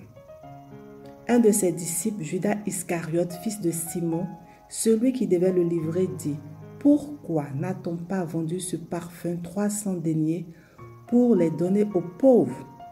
Il disait cela non qu'il se mettait en peine des pauvres, mais parce qu'il était voleur. Et que tenant la bourse, il prenait ce qu'on y mettait. Mais Jésus dit: « Laisse-la garder ce parfum pour le jour de ma sépulture. Vous avez toujours les pauvres avec vous, mais vous ne m'avez pas toujours. » Une grande multitude de Juifs apprit que Jésus était à Béthanie, et ils y vinrent, non seulement à cause de lui, mais aussi pour voir Lazare, qu'il avait ressuscité des morts. Les principaux sacrificateurs délibérèrent de faire mourir aussi Lazare, parce que beaucoup de Juifs se retiraient d'eux à cause de lui et croyaient en Jésus. Le lendemain, une foule nombreuse de gens venus à la fête ayant entendu dire que Jésus se rendait à Jérusalem, prirent des branches de palmier et allèrent au-devant de lui en criant: « Hosanna, béni soit celui qui vient au nom du Seigneur, le roi d'Israël. » Jésus trouva un ânon et s'assit dessus, selon ce qui est écrit: « Ne crains point, fille de Sion. Voici, ton roi vient, assis sur le pété d'une ânesse. » Ses disciples ne comprirent pas d'abord ces choses, mais lorsque Jésus eut été glorifié, ils se souvinrent qu'elles étaient écrites de lui et qu'elles avaient été accomplies à son égard. Tous ceux qui étaient avec Jésus, quand il appela Lazare du sépulcre et le ressuscita des morts, lui rendaient témoignage. Et la foule vint au-devant de lui parce qu'elle avait appris qu'il avait fait ce miracle. Les pharisiens se dirent donc les uns aux autres: « Vous voyez que vous ne gagnez rien. Voici, le monde est allé après lui. » Quelques Grecs du nombre de ceux qui étaient montés pour adorer pendant la fête s'adressèrent à Philippe de Bethsaïda en Galilée et lui dirent avec instance: « Seigneur, nous voudrions voir Jésus. » Philippe alla le dire à André, puis André et Philippe le dirent à Jésus. Jésus leur répondit: « L'heure est venue où le Fils de l'homme doit être glorifié. En vérité, je vous le dis, si le grain de blé qui est tombé en terre ne meurt, il reste seul. Mais s'il meurt, il porte beaucoup de fruits. Celui qui aime sa vie la perdra, et celui qui hait sa vie dans ce monde la conservera pour la vie éternelle. Si quelqu'un me sert, qu'il me suive, et là où je suis, là aussi sera mon serviteur. Si quelqu'un me sert, le Père l'honorera. Maintenant, mon âme est troublée. Et que dirai-je? Père, délivre-moi de cette heure. Mais c'est pour cela que je suis venu jusqu'à cette heure. Père, glorifie ton nom. » Et une voix vint du ciel: « Je l'ai glorifié et je le glorifierai encore. » La foule qui était là et qui avait entendu disait que c'était un coup de tonnerre. D'autres disaient: « Un ange lui a parlé. » Jésus dit: « Ce n'est pas à cause de moi que cette voix s'est fait entendre. C'est à cause de vous. Maintenant a lieu le jugement de ce monde. Maintenant, le prince de ce monde sera jeté dehors. Et moi, quand j'aurai été élevé de la terre, j'attirerai tous les hommes à moi. » En parlant ainsi, il indiquait de quelle mort il devait mourir. La foule lui répondit: « Nous avons appris par la loi que le Christ demeure éternellement. Comment donc dis-tu, il faut que le Fils de l'homme soit élevé? Qui est ce Fils de l'homme? » Jésus leur dit: « La lumière est encore pour un peu de temps au milieu de vous. Marchez pendant que vous avez la lumière, afin que les ténèbres ne vous surprennent point. Celui qui marche dans les ténèbres ne sait où il va. Pendant que vous avez la lumière, croyez en la lumière, afin que vous soyez des enfants de lumière. » Jésus dit ces choses, puis il s'en alla et se cacha loin d'eux. Malgré tant de miracles qu'il avait faits en leur présence, ils ne croyaient pas en lui, afin que s'accomplisse la parole qu'Ésaïe le prophète a prononcée. Seigneur, qui a cru à notre prédication? Et à qui le bras du Seigneur a-t-il été révélé? Aussi ne pouvait-il croire parce qu'Ésaïe a dit encore, il a aveuglé leurs yeux et il a endurci leur cœur de peur qu'ils ne voient des yeux, qu'ils ne comprennent du cœur, qu'ils ne se convertissent et que je ne les guérisse. Ésaïe dit ces choses lorsqu'il vit sa gloire et qu'il parla de lui. Cependant, même parmi les chefs, plusieurs crurent en lui. Mais à cause des pharisiens, il n'en faisait pas l'aveu, dans la crainte d'être exclu de la synagogue, car ils aimèrent la gloire des hommes plus que la gloire de Dieu. Or Jésus s'était écrié, « Celui qui croit en moi croit, non pas en moi, mais en celui qui m'a envoyé. Et celui qui me voit, voit celui qui m'a envoyé.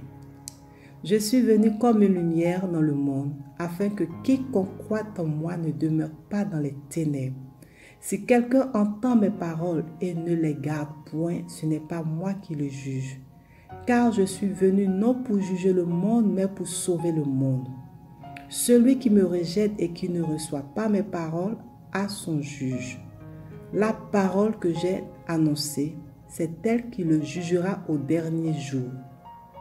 Car je n'ai point parlé de moi-même, mais le Père qui m'a envoyé m'a prescrit lui-même ce que je dois dire et annoncer. Et je sais que son commandement est la vie éternelle. C'est pourquoi les choses que je dis, je les dis comme le Père me les a dites. Chapitre 13.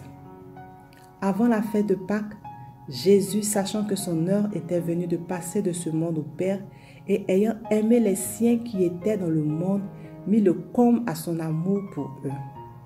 Pendant le souper, alors que le diable avait déjà mis dans le cœur de Judas Iscariote, fils de Simon, le dessein de le livrer, Jésus, qui savait que le Père avait remis toutes choses entre ses mains, qu'il était venu de Dieu et qu'il s'en allait à Dieu, se leva de table, ôta ses vêtements et prit un linge dont il se ceignit. Ensuite, il versa de l'eau dans un bassin et il se mit à laver les pieds des disciples et à les essuyer avec le linge dont il était ceint. Il vint donc à Simon-Pierre et Pierre lui dit, « Toi, Seigneur, tu me laves les pieds ?»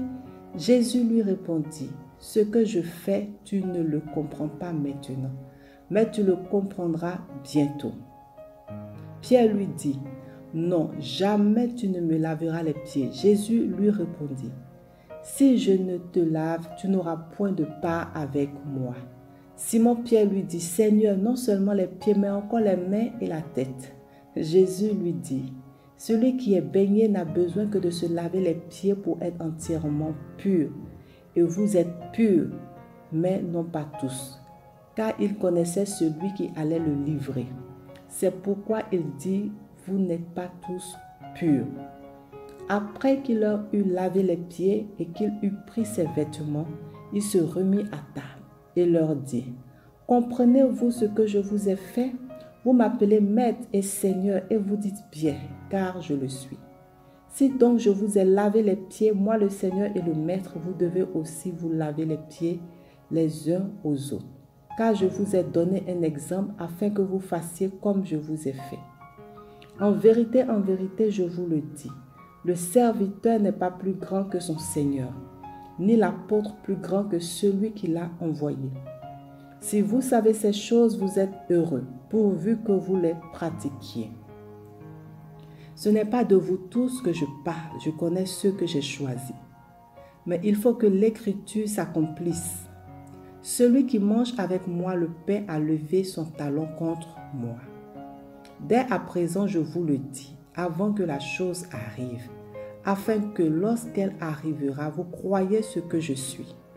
En vérité, je vous le dis, celui qui reçoit celui que j'aurai envoyé me reçoit, et celui qui me reçoit, reçoit celui qui m'a envoyé. » Ayant ainsi parlé, Jésus fut troublé en son esprit et il dit expressément, « En vérité, je vous le dis, l'un de vous me livrera. » Les disciples se regardaient les uns les autres, ne sachant de qui ils parlaient. Un des disciples, celui que Jésus aimait, était couché sur le sein de Jésus. Simon-Pierre lui fit signe de demander qui était celui dont parlait Jésus. Et ce disciple, s'étant penché sur la poitrine de Jésus, lui dit « Seigneur, qui est-ce » Jésus répondit « C'est celui à qui je donnerai le morceau trempé. » Et ayant trempé le morceau, il le donna à Judas, fils de Simon l'Iscariote. Dès que le morceau fut donné, Satan entra dans Judas. Jésus lui dit « Ce que tu fais, fais-le promptement. » Mais aucun de ceux qui étaient à table ne comprit pourquoi il lui disait cela. Car quelques-uns pensaient que comme Judas avait la bourse, Jésus voulait lui dire « Achète ce dont nous avons besoin pour la fête » ou qu'il lui commandait de donner quelque chose aux pauvres. Judas ayant pris le morceau se hâta de sortir. Il faisait nuit. Lorsque Judas fut sorti, Jésus dit maintenant, « Le Fils de l'homme a été glorifié et Dieu a été glorifié en lui.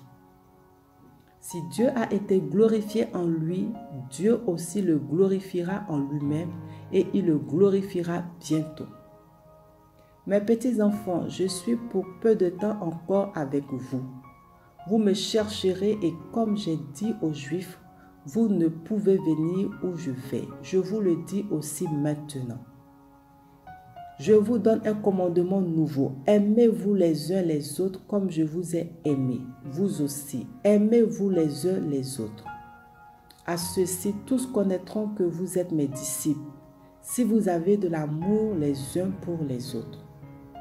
Simon-Pierre lui dit, « Seigneur, où vas-tu » Jésus répondit, « Tu ne peux pas maintenant me suivre où je vais, mais tu me suivras plus tard. » Seigneur, lui dit Pierre, « Pourquoi ne puis-je pas te suivre maintenant?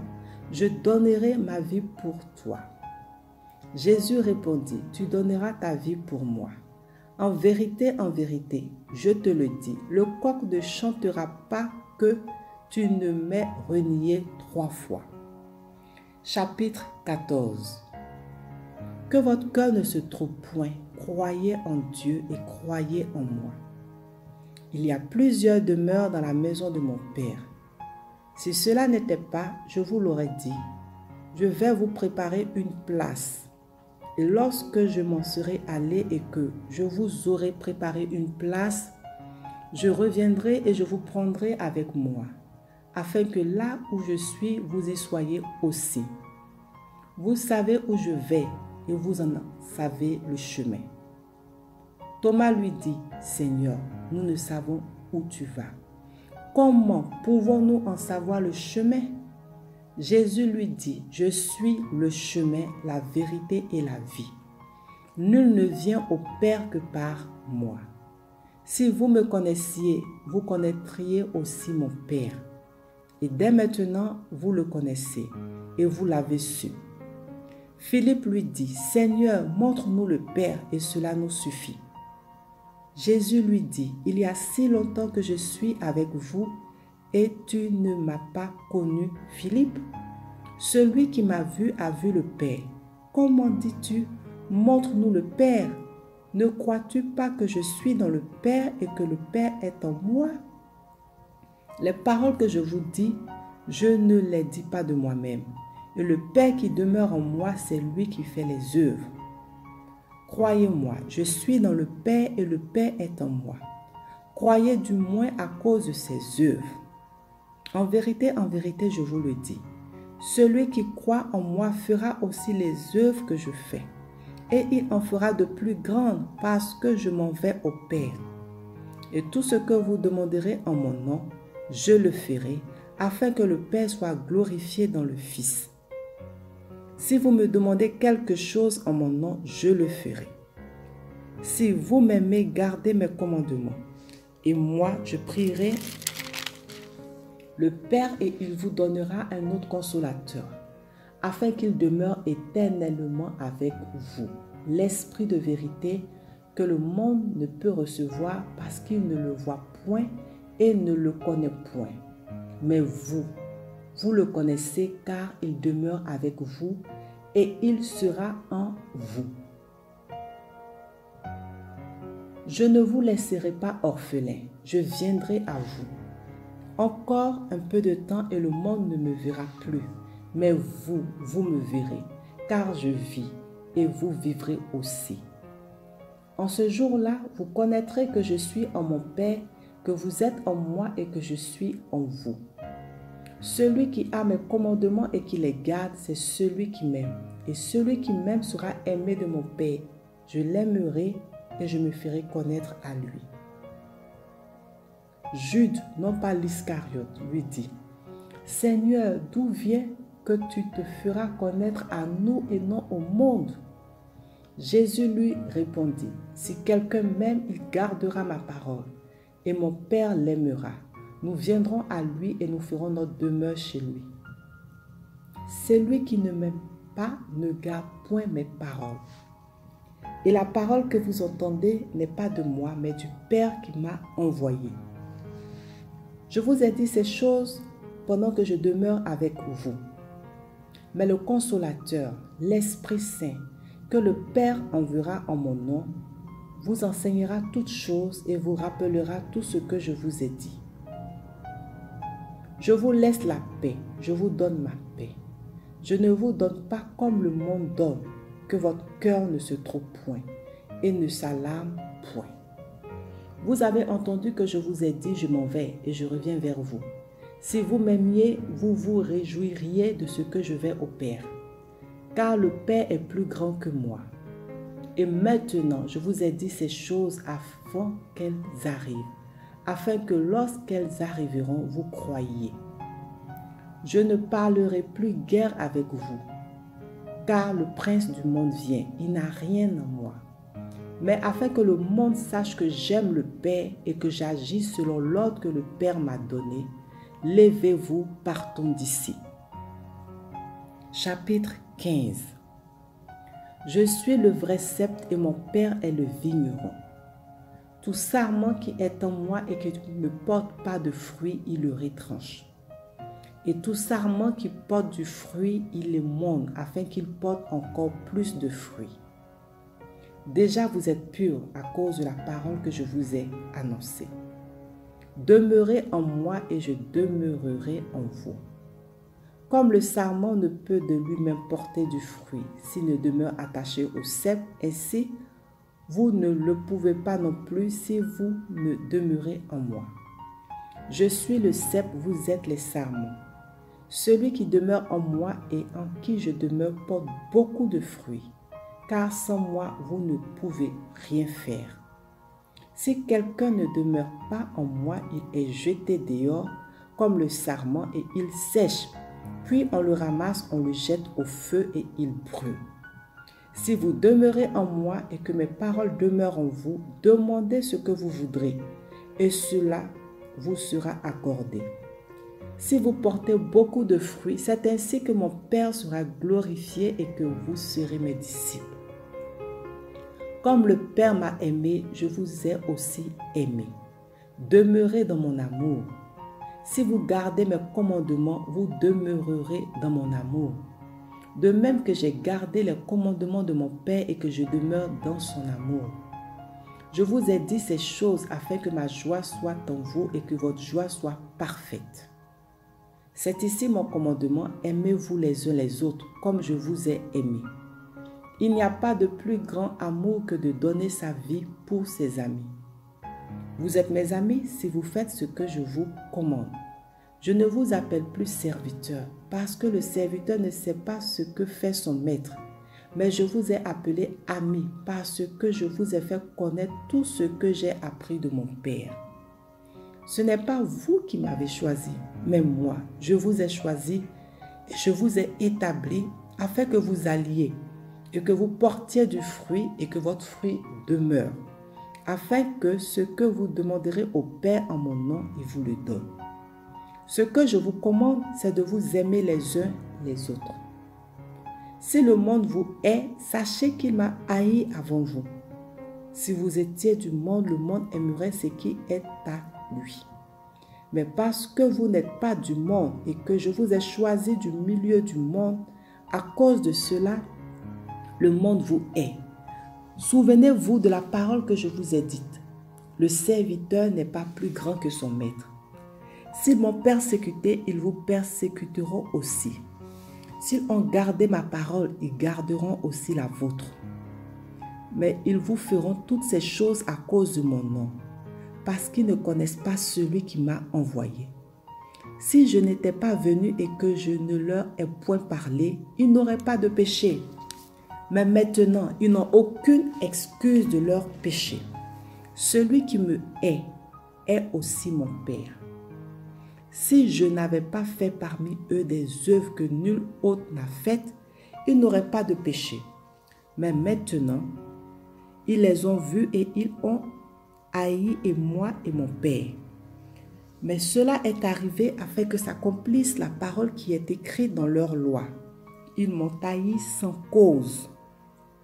Quand sera venu le Consolateur, que je vous enverrai de la part du Père, l'Esprit de vérité qui vient du Père, il rendra témoignage de moi et vous aussi vous rendrez témoignage parce que vous êtes avec moi dès le commencement. Chapitre 16.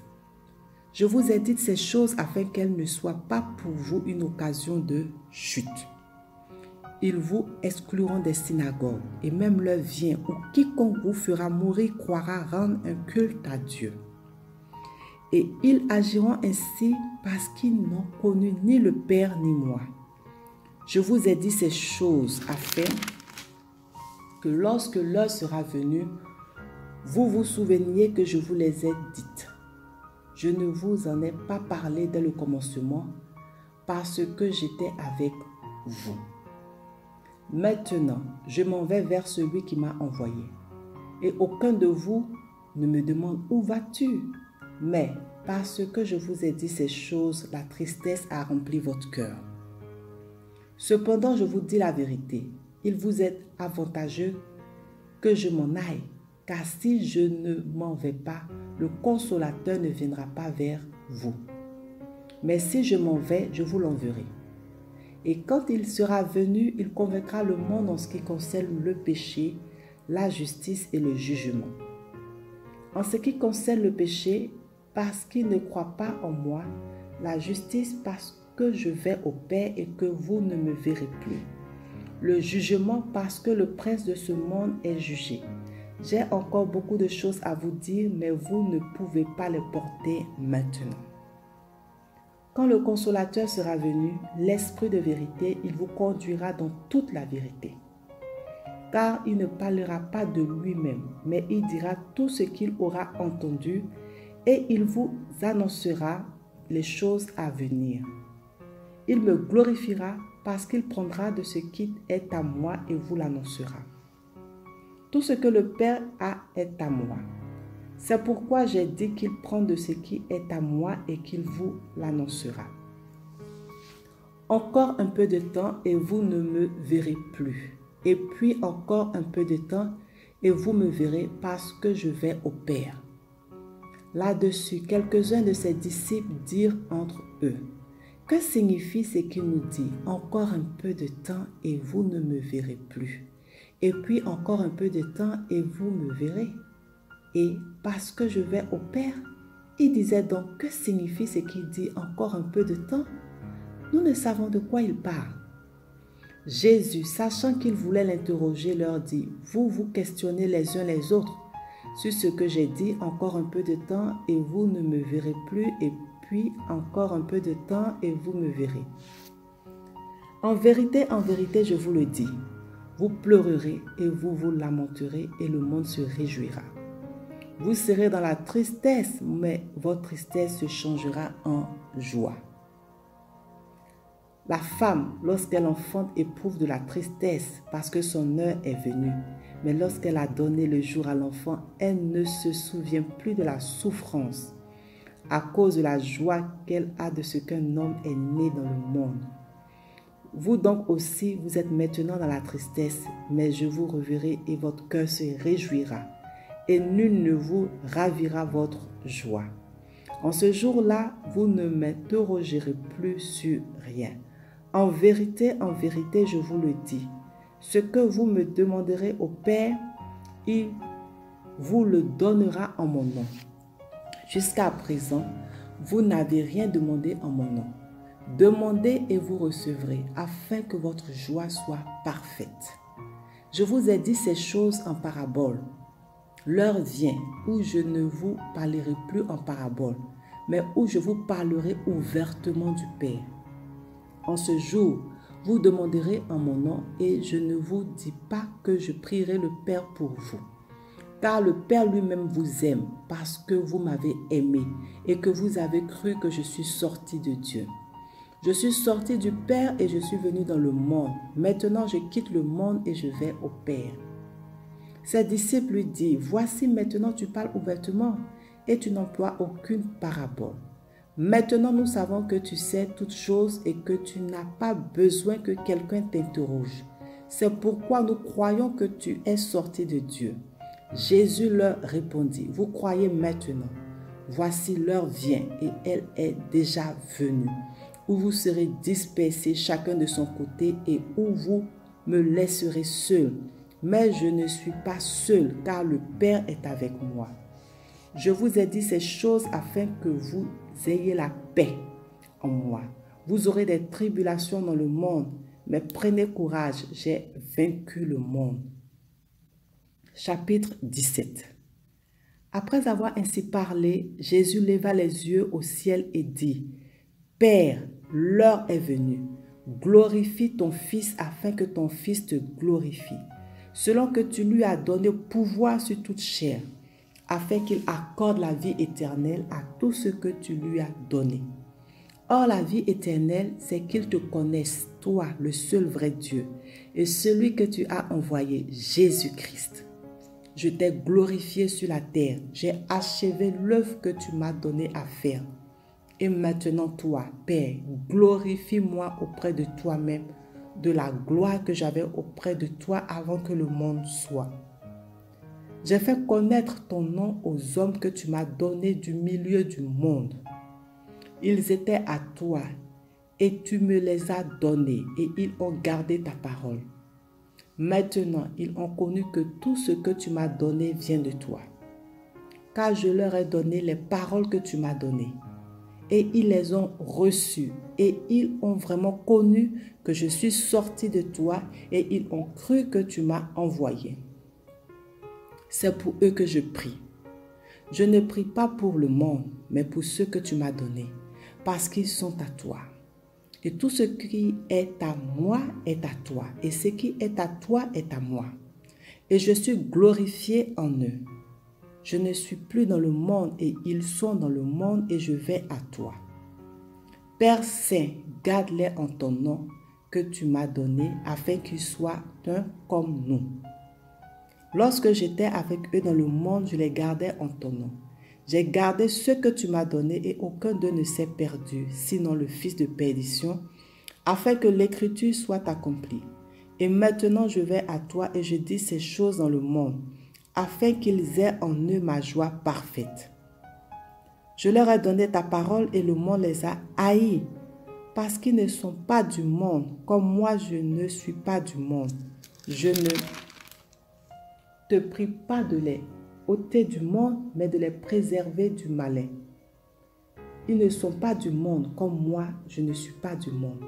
Sanctifie-les par ta vérité. Ta parole est la vérité. Comme tu m'as envoyé dans le monde, je les ai aussi envoyés dans le monde. Et je me sanctifie moi-même pour eux, afin qu'eux aussi soient sanctifiés par la vérité. Ce n'est pas pour eux seulement que je prie, mais encore pour ceux qui croiront en moi par leur parole, afin que tout soit un comme toi, Père, tu es en moi et comme je suis en toi, afin qu'eux aussi soient un en nous pour que le monde croie que tu m'as envoyé. Je leur ai donné la gloire que tu m'as donnée afin qu'ils soient un comme nous sommes un. Moi en eux et toi en moi, afin qu'ils soient parfaitement un et que le monde connaisse que tu m'as envoyé et que tu les as aimés comme tu m'as aimé. Père, je veux que là où je suis, ceux que tu m'as donnés soient aussi avec moi, afin qu'ils voient ma gloire, la gloire que tu m'as donnée, parce que tu m'as aimé avant la fondation du monde. Père juste, le monde ne t'a point connu, mais moi je t'ai connu, et ceux-ci ont connu que tu m'as envoyé. Je leur ai fait connaître ton nom et je le leur ferai connaître, afin que l'amour dont tu m'as aimé soit en eux et que je sois en eux. Chapitre 18.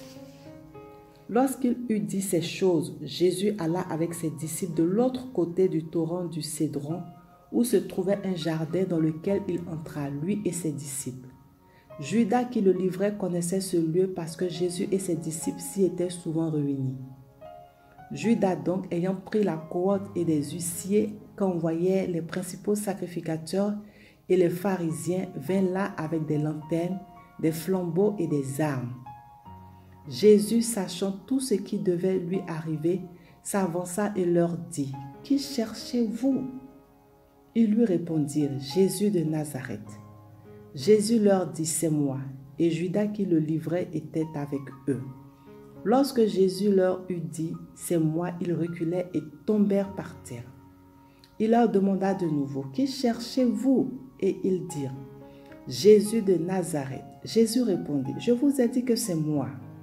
Si donc c'est moi que vous cherchez, laissez aller ceci. » Il dit cela afin que s'accomplisse la parole qu'il avait dite. « Je n'ai perdu aucun de ceux que tu m'as donnés. » Simon-Pierre, qui avait une épée, la tira, frappa le serviteur du souverain sacrificateur et lui coupa l'oreille droite.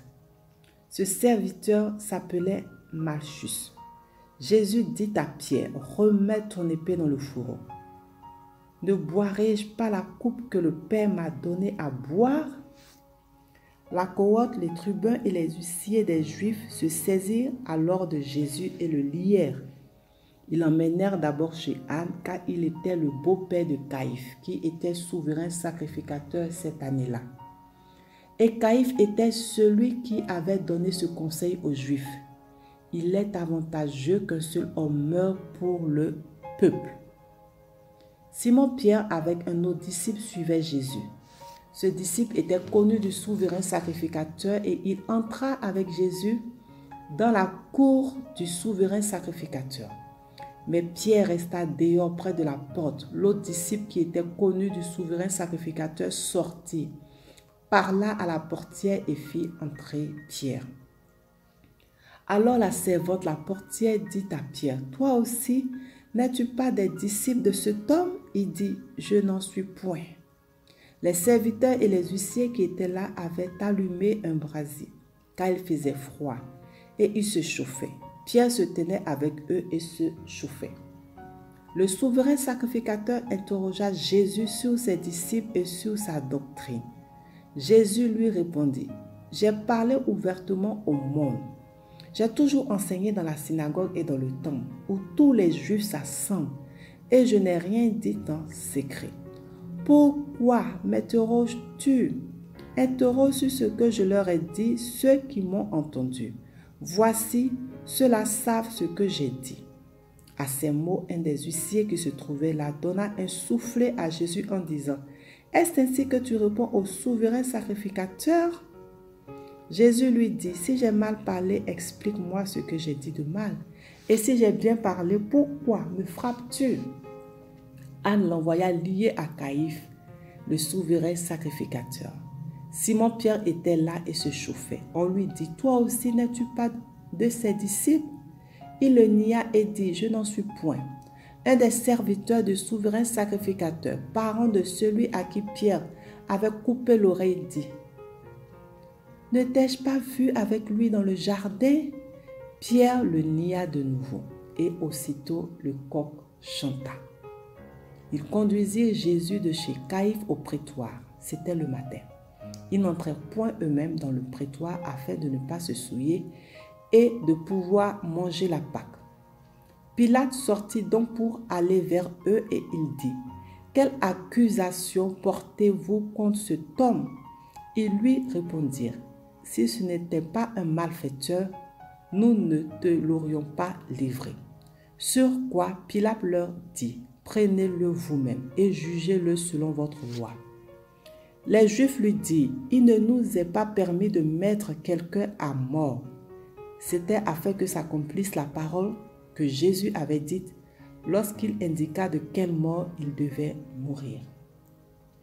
Pilate rentra dans le prétoire, appela Jésus et lui dit, « Es-tu le roi des Juifs ?» Jésus répondit, « Est-ce de toi-même que tu dis cela ou d'autres te l'ont dit de moi ?» Pilate répondit, « Moi, suis-je juif? Ta nation et les principaux sacrificateurs t'ont livré à moi. Qu'as-tu fait? » « Mon royaume n'est pas de ce monde, » répondit Jésus. « Si mon royaume était de ce monde, mes serviteurs auraient combattu pour moi afin que je ne sois pas livré aux Juifs. Mais maintenant mon royaume n'est point d'ici-bas. » Pilate lui dit, « Tu es donc roi? » Jésus répondit, « Tu le dis, je suis roi. Je suis né et je suis venu dans le monde pour rendre témoignage à la vérité. Quiconque est de la vérité écoute ma voix. » Pilate lui dit, « Qu'est-ce que la vérité? » Après avoir dit cela, il sortit de nouveau pour aller vers les Juifs et il leur dit, « Je ne trouve aucun crime en lui. Mais comme c'est parmi vous une coutume que je vous relâche, quelqu'un à la fête de Pâques, voulez-vous que je vous relâche le roi des Juifs? » Alors de nouveau tous s'écrièrent, non pas lui, mais Barabbas. Or Barabbas était un brigand. Chapitre 19. Alors Pilate prit Jésus et le fit battre de verges. Les soldats tressèrent une couronne d'épines qu'ils posaient sur sa tête et ils le revêtirent d'un manteau de pourpre. Puis s'approchant de lui, ils dirent, « Salut, roi des Juifs !» Et ils lui donnèrent des soufflets. Pilate sortit de nouveau et dit aux Juifs, « Voici, je vous l'amène dehors, afin que vous sachiez que je ne trouve en lui aucun crime. » Jésus sortit donc portant la couronne d'épines et le manteau de pourpre. Et Pilate leur dit, « Voici l'homme. » Lorsque les principaux sacrificateurs et les huissiers le virent, ils s'écriaient, « Crucifie, crucifie !» Pilate leur dit, « Prenez-le vous-même et crucifiez-le, car moi je ne trouve point de crime en lui. » Les Juifs lui répondirent, « Nous avons une loi, et selon notre loi, il doit mourir parce qu'il s'est fait fils de Dieu. » Quand Pilate entendit ces paroles, sa frayeur augmenta. Il rentra dans le prétoire et il dit à Jésus, « D'où es-tu? » Mais Jésus ne lui donna point de réponse. Pilate lui dit, « Est-ce à moi que tu ne parles pas? Ne sais-tu pas que j'ai le pouvoir de te crucifier et que j'ai le pouvoir de te relâcher? »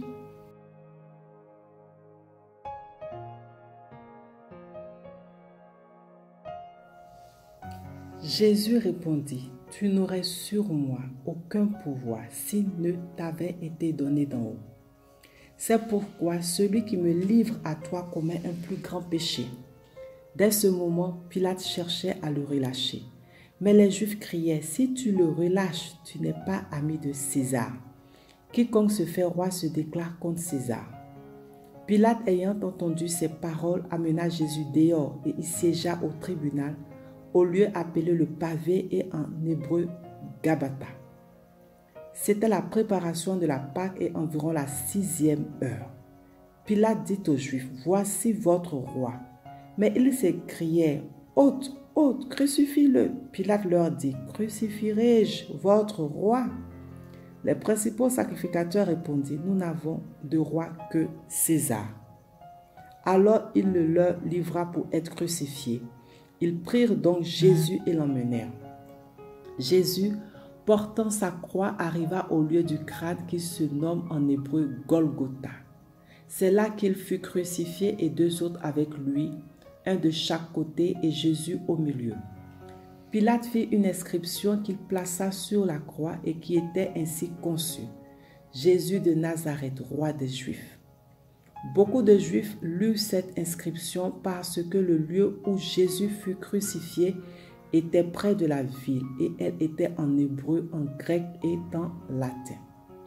Les principaux sacrificateurs des Juifs dirent à Pilate: « N'écris pas roi des Juifs, mais écris qu'il a dit: Je suis roi des Juifs. » Pilate répondit: « Ce que j'ai écrit, je l'ai écrit. » Les soldats, après avoir crucifié Jésus, prirent ses vêtements, Et il en fit 4 parts, une part pour chaque soldat.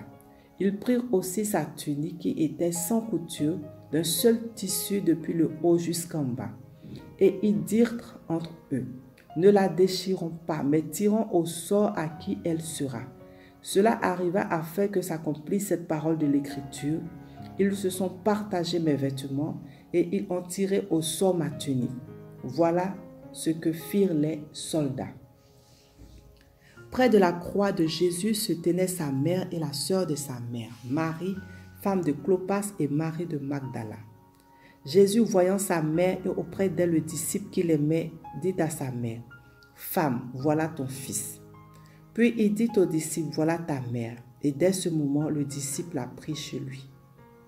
Après cela, Jésus, qui savait que tout était déjà consommé, dit, afin que l'écriture soit accomplie, « J'ai soif. » Il y avait là un vase plein de vinaigre. Les soldats en remplirent une éponge et l'ayant fixée à une branche d'hysope, ils l'approchèrent de sa bouche. Quand Jésus eut pris le vinaigre, il dit, « Tout est accompli. » Et baissant la tête, il rendit l'esprit. Dans la crainte que les corps ne restent sur la croix pendant le sabbat, car c'était la préparation et ce jour de sabbat était un grand jour. Les Juifs demandèrent à Pilate qu'on rompe les jambes aux crucifiés et qu'on les enlève.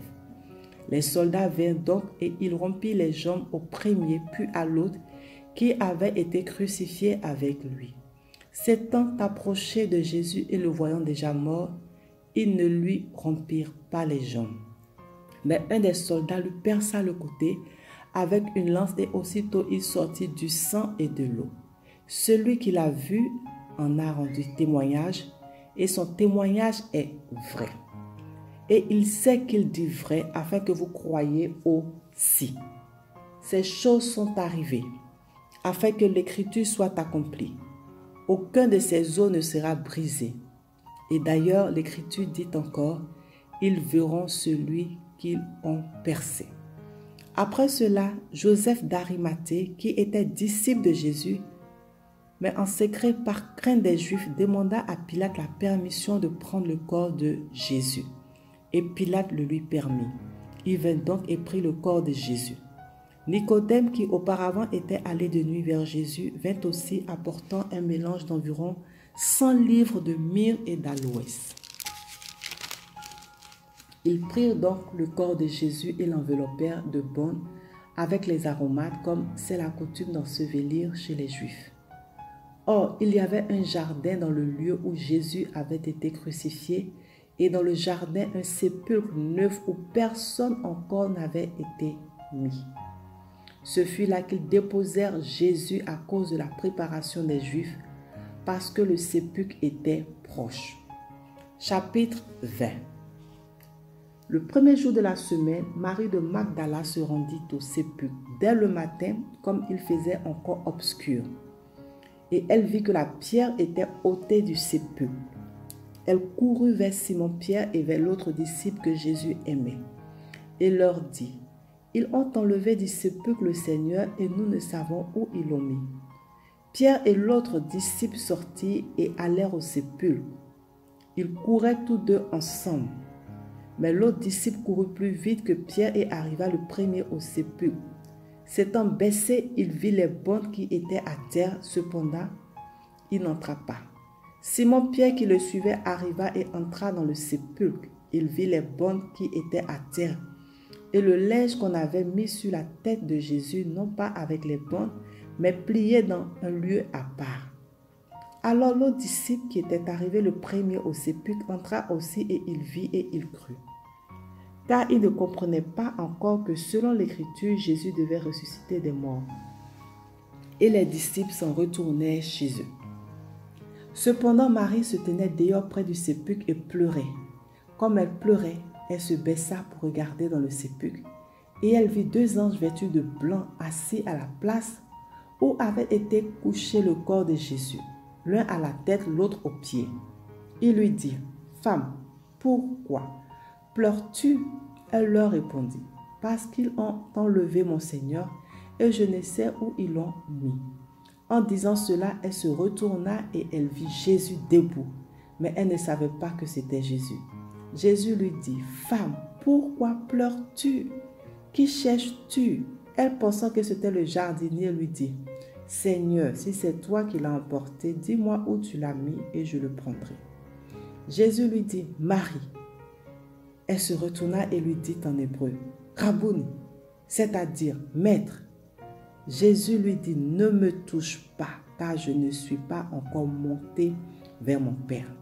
Mais va trouver mes frères et dis-leur que je monte vers mon Père, et votre Père vers mon Dieu et votre Dieu. » Marie de Magdala alla annoncer aux disciples qu'elle avait vu le Seigneur et qu'il lui avait dit ces choses. Le soir de ce jour, qui était le premier de la semaine, les portes du lieu où se trouvaient les disciples étant fermées à cause de la crainte qu'ils avaient des Juifs, Jésus vint, se présenta au milieu d'eux et leur dit, « La paix soit avec vous. » Et quand il eut dit cela, il leur montra ses mains et son côté. Les disciples furent dans la joie en voyant le Seigneur. Jésus leur dit de nouveau, « La paix soit avec vous. Comme le Père m'a envoyé, moi aussi je vous envoie. » Après ces paroles, il souffla sur eux et leur dit, « Recevez le Saint-Esprit. Ceux à qui vous pardonnerez les péchés, ils leur seront pardonnés. Et ceux à qui vous les retiendrez, ils leur seront retenus. » Thomas, appelé Didyme, l'un des 12, n'était pas avec eux lorsque Jésus vint. Les autres disciples lui dirent donc, « Nous avons vu le Seigneur. » Mais il leur dit, « Si je ne vois dans ses mains la marque des clous, et si je ne mets mon doigt dans la marque des clous, et si je ne mets ma main dans son côté, je ne croirai point. » 8 jours après, les disciples de Jésus étaient de nouveau dans la maison et Thomas se trouvait avec eux. Jésus vint, les portes étant fermées, se présenta au milieu d'eux et dit, « La paix soit avec vous. » Puis il dit à Thomas, « Avance ici ton doigt et regarde mes mains. Avance aussi ta main et mets-la dans mon côté. Et ne sois pas incrédule, mais crois. » Thomas lui répondit, « Mon Seigneur et mon Dieu. » Jésus lui dit, « Parce que tu m'as vu, tu as cru. Heureux ceux qui n'ont pas vu et qui ont cru. » Jésus a fait encore en présence de ses disciples beaucoup d'autres miracles qui ne sont pas décrits dans ce livre. Mais ces choses ont été écrites afin que vous croyiez que Jésus est le Christ, le Fils de Dieu, et qu'en croyant vous ayez la vie en son nom. Chapitre 21. Après cela, Jésus se montra encore aux disciples sur les bords de la mer de Tibériade. Et voici de quelle manière il se montra. Simon-Pierre, Thomas appelé Didyme, Nathanaël de Cana en Galilée, les fils de Zébédée et 2 autres disciples de Jésus étaient ensemble. Simon-Pierre leur dit, « Je vais pêcher. » Il lui dit, « Nous allons aussi avec toi. » Ils sortirent et montèrent dans une barque et cette nuit-là, ils ne prirent rien. Le matin étant venu, Jésus se trouva sur le rivage, mais les disciples ne savaient pas que c'était Jésus. Jésus leur dit, « Enfants, n'avez-vous rien à manger ?»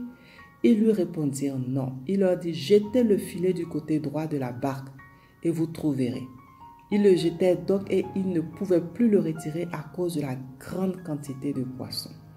Alors le disciple que Jésus aimait dit à Pierre, « C'est le Seigneur. » Et Simon-Pierre, dès qu'il eut entendu que c'était le Seigneur, mit son vêtement et sa ceinture car il était nu et se jeta dans la mer. Les autres disciples vinrent avec la barque, tirant le filet plein de poissons, car il n'était éloigné de terre que d'environ 200 coudées. Lorsqu'ils furent descendus à terre, ils virent là des charbons allumés, du poisson dessus et du pain. Jésus leur dit, « Apportez des poissons que vous venez de prendre. » Simon-Pierre monta dans la barque et tira à terre le filet plein de 153 grands poissons, et quoiqu'il y en ait tant, le filet ne se rompit point. Jésus leur dit, « Venez, mangez. » Et aucun des disciples n'osait lui demander, « Qui es-tu » sachant que c'était le Seigneur.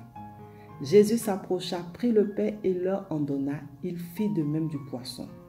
C'était déjà la 3e fois que Jésus se montrait à ses disciples depuis qu'il était ressuscité des morts.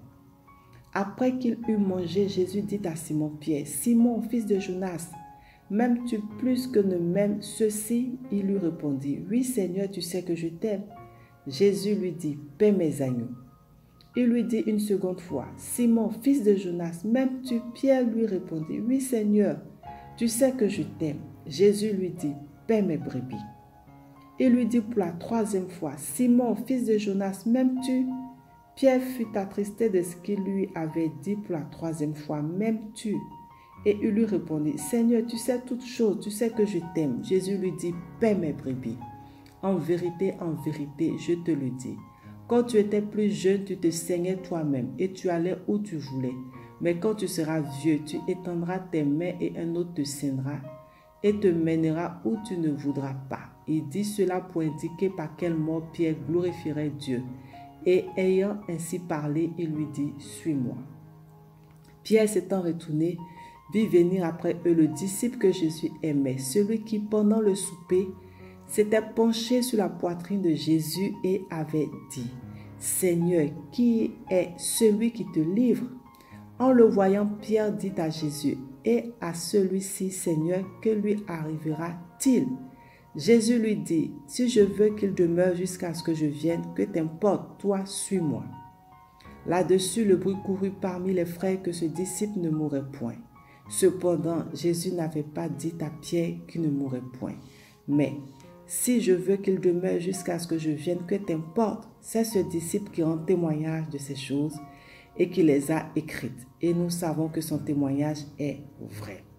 Jésus a fait encore beaucoup d'autres choses. Si on les écrivait en détail, je ne pense pas que le monde même pourrait contenir les livres qu'on écrirait.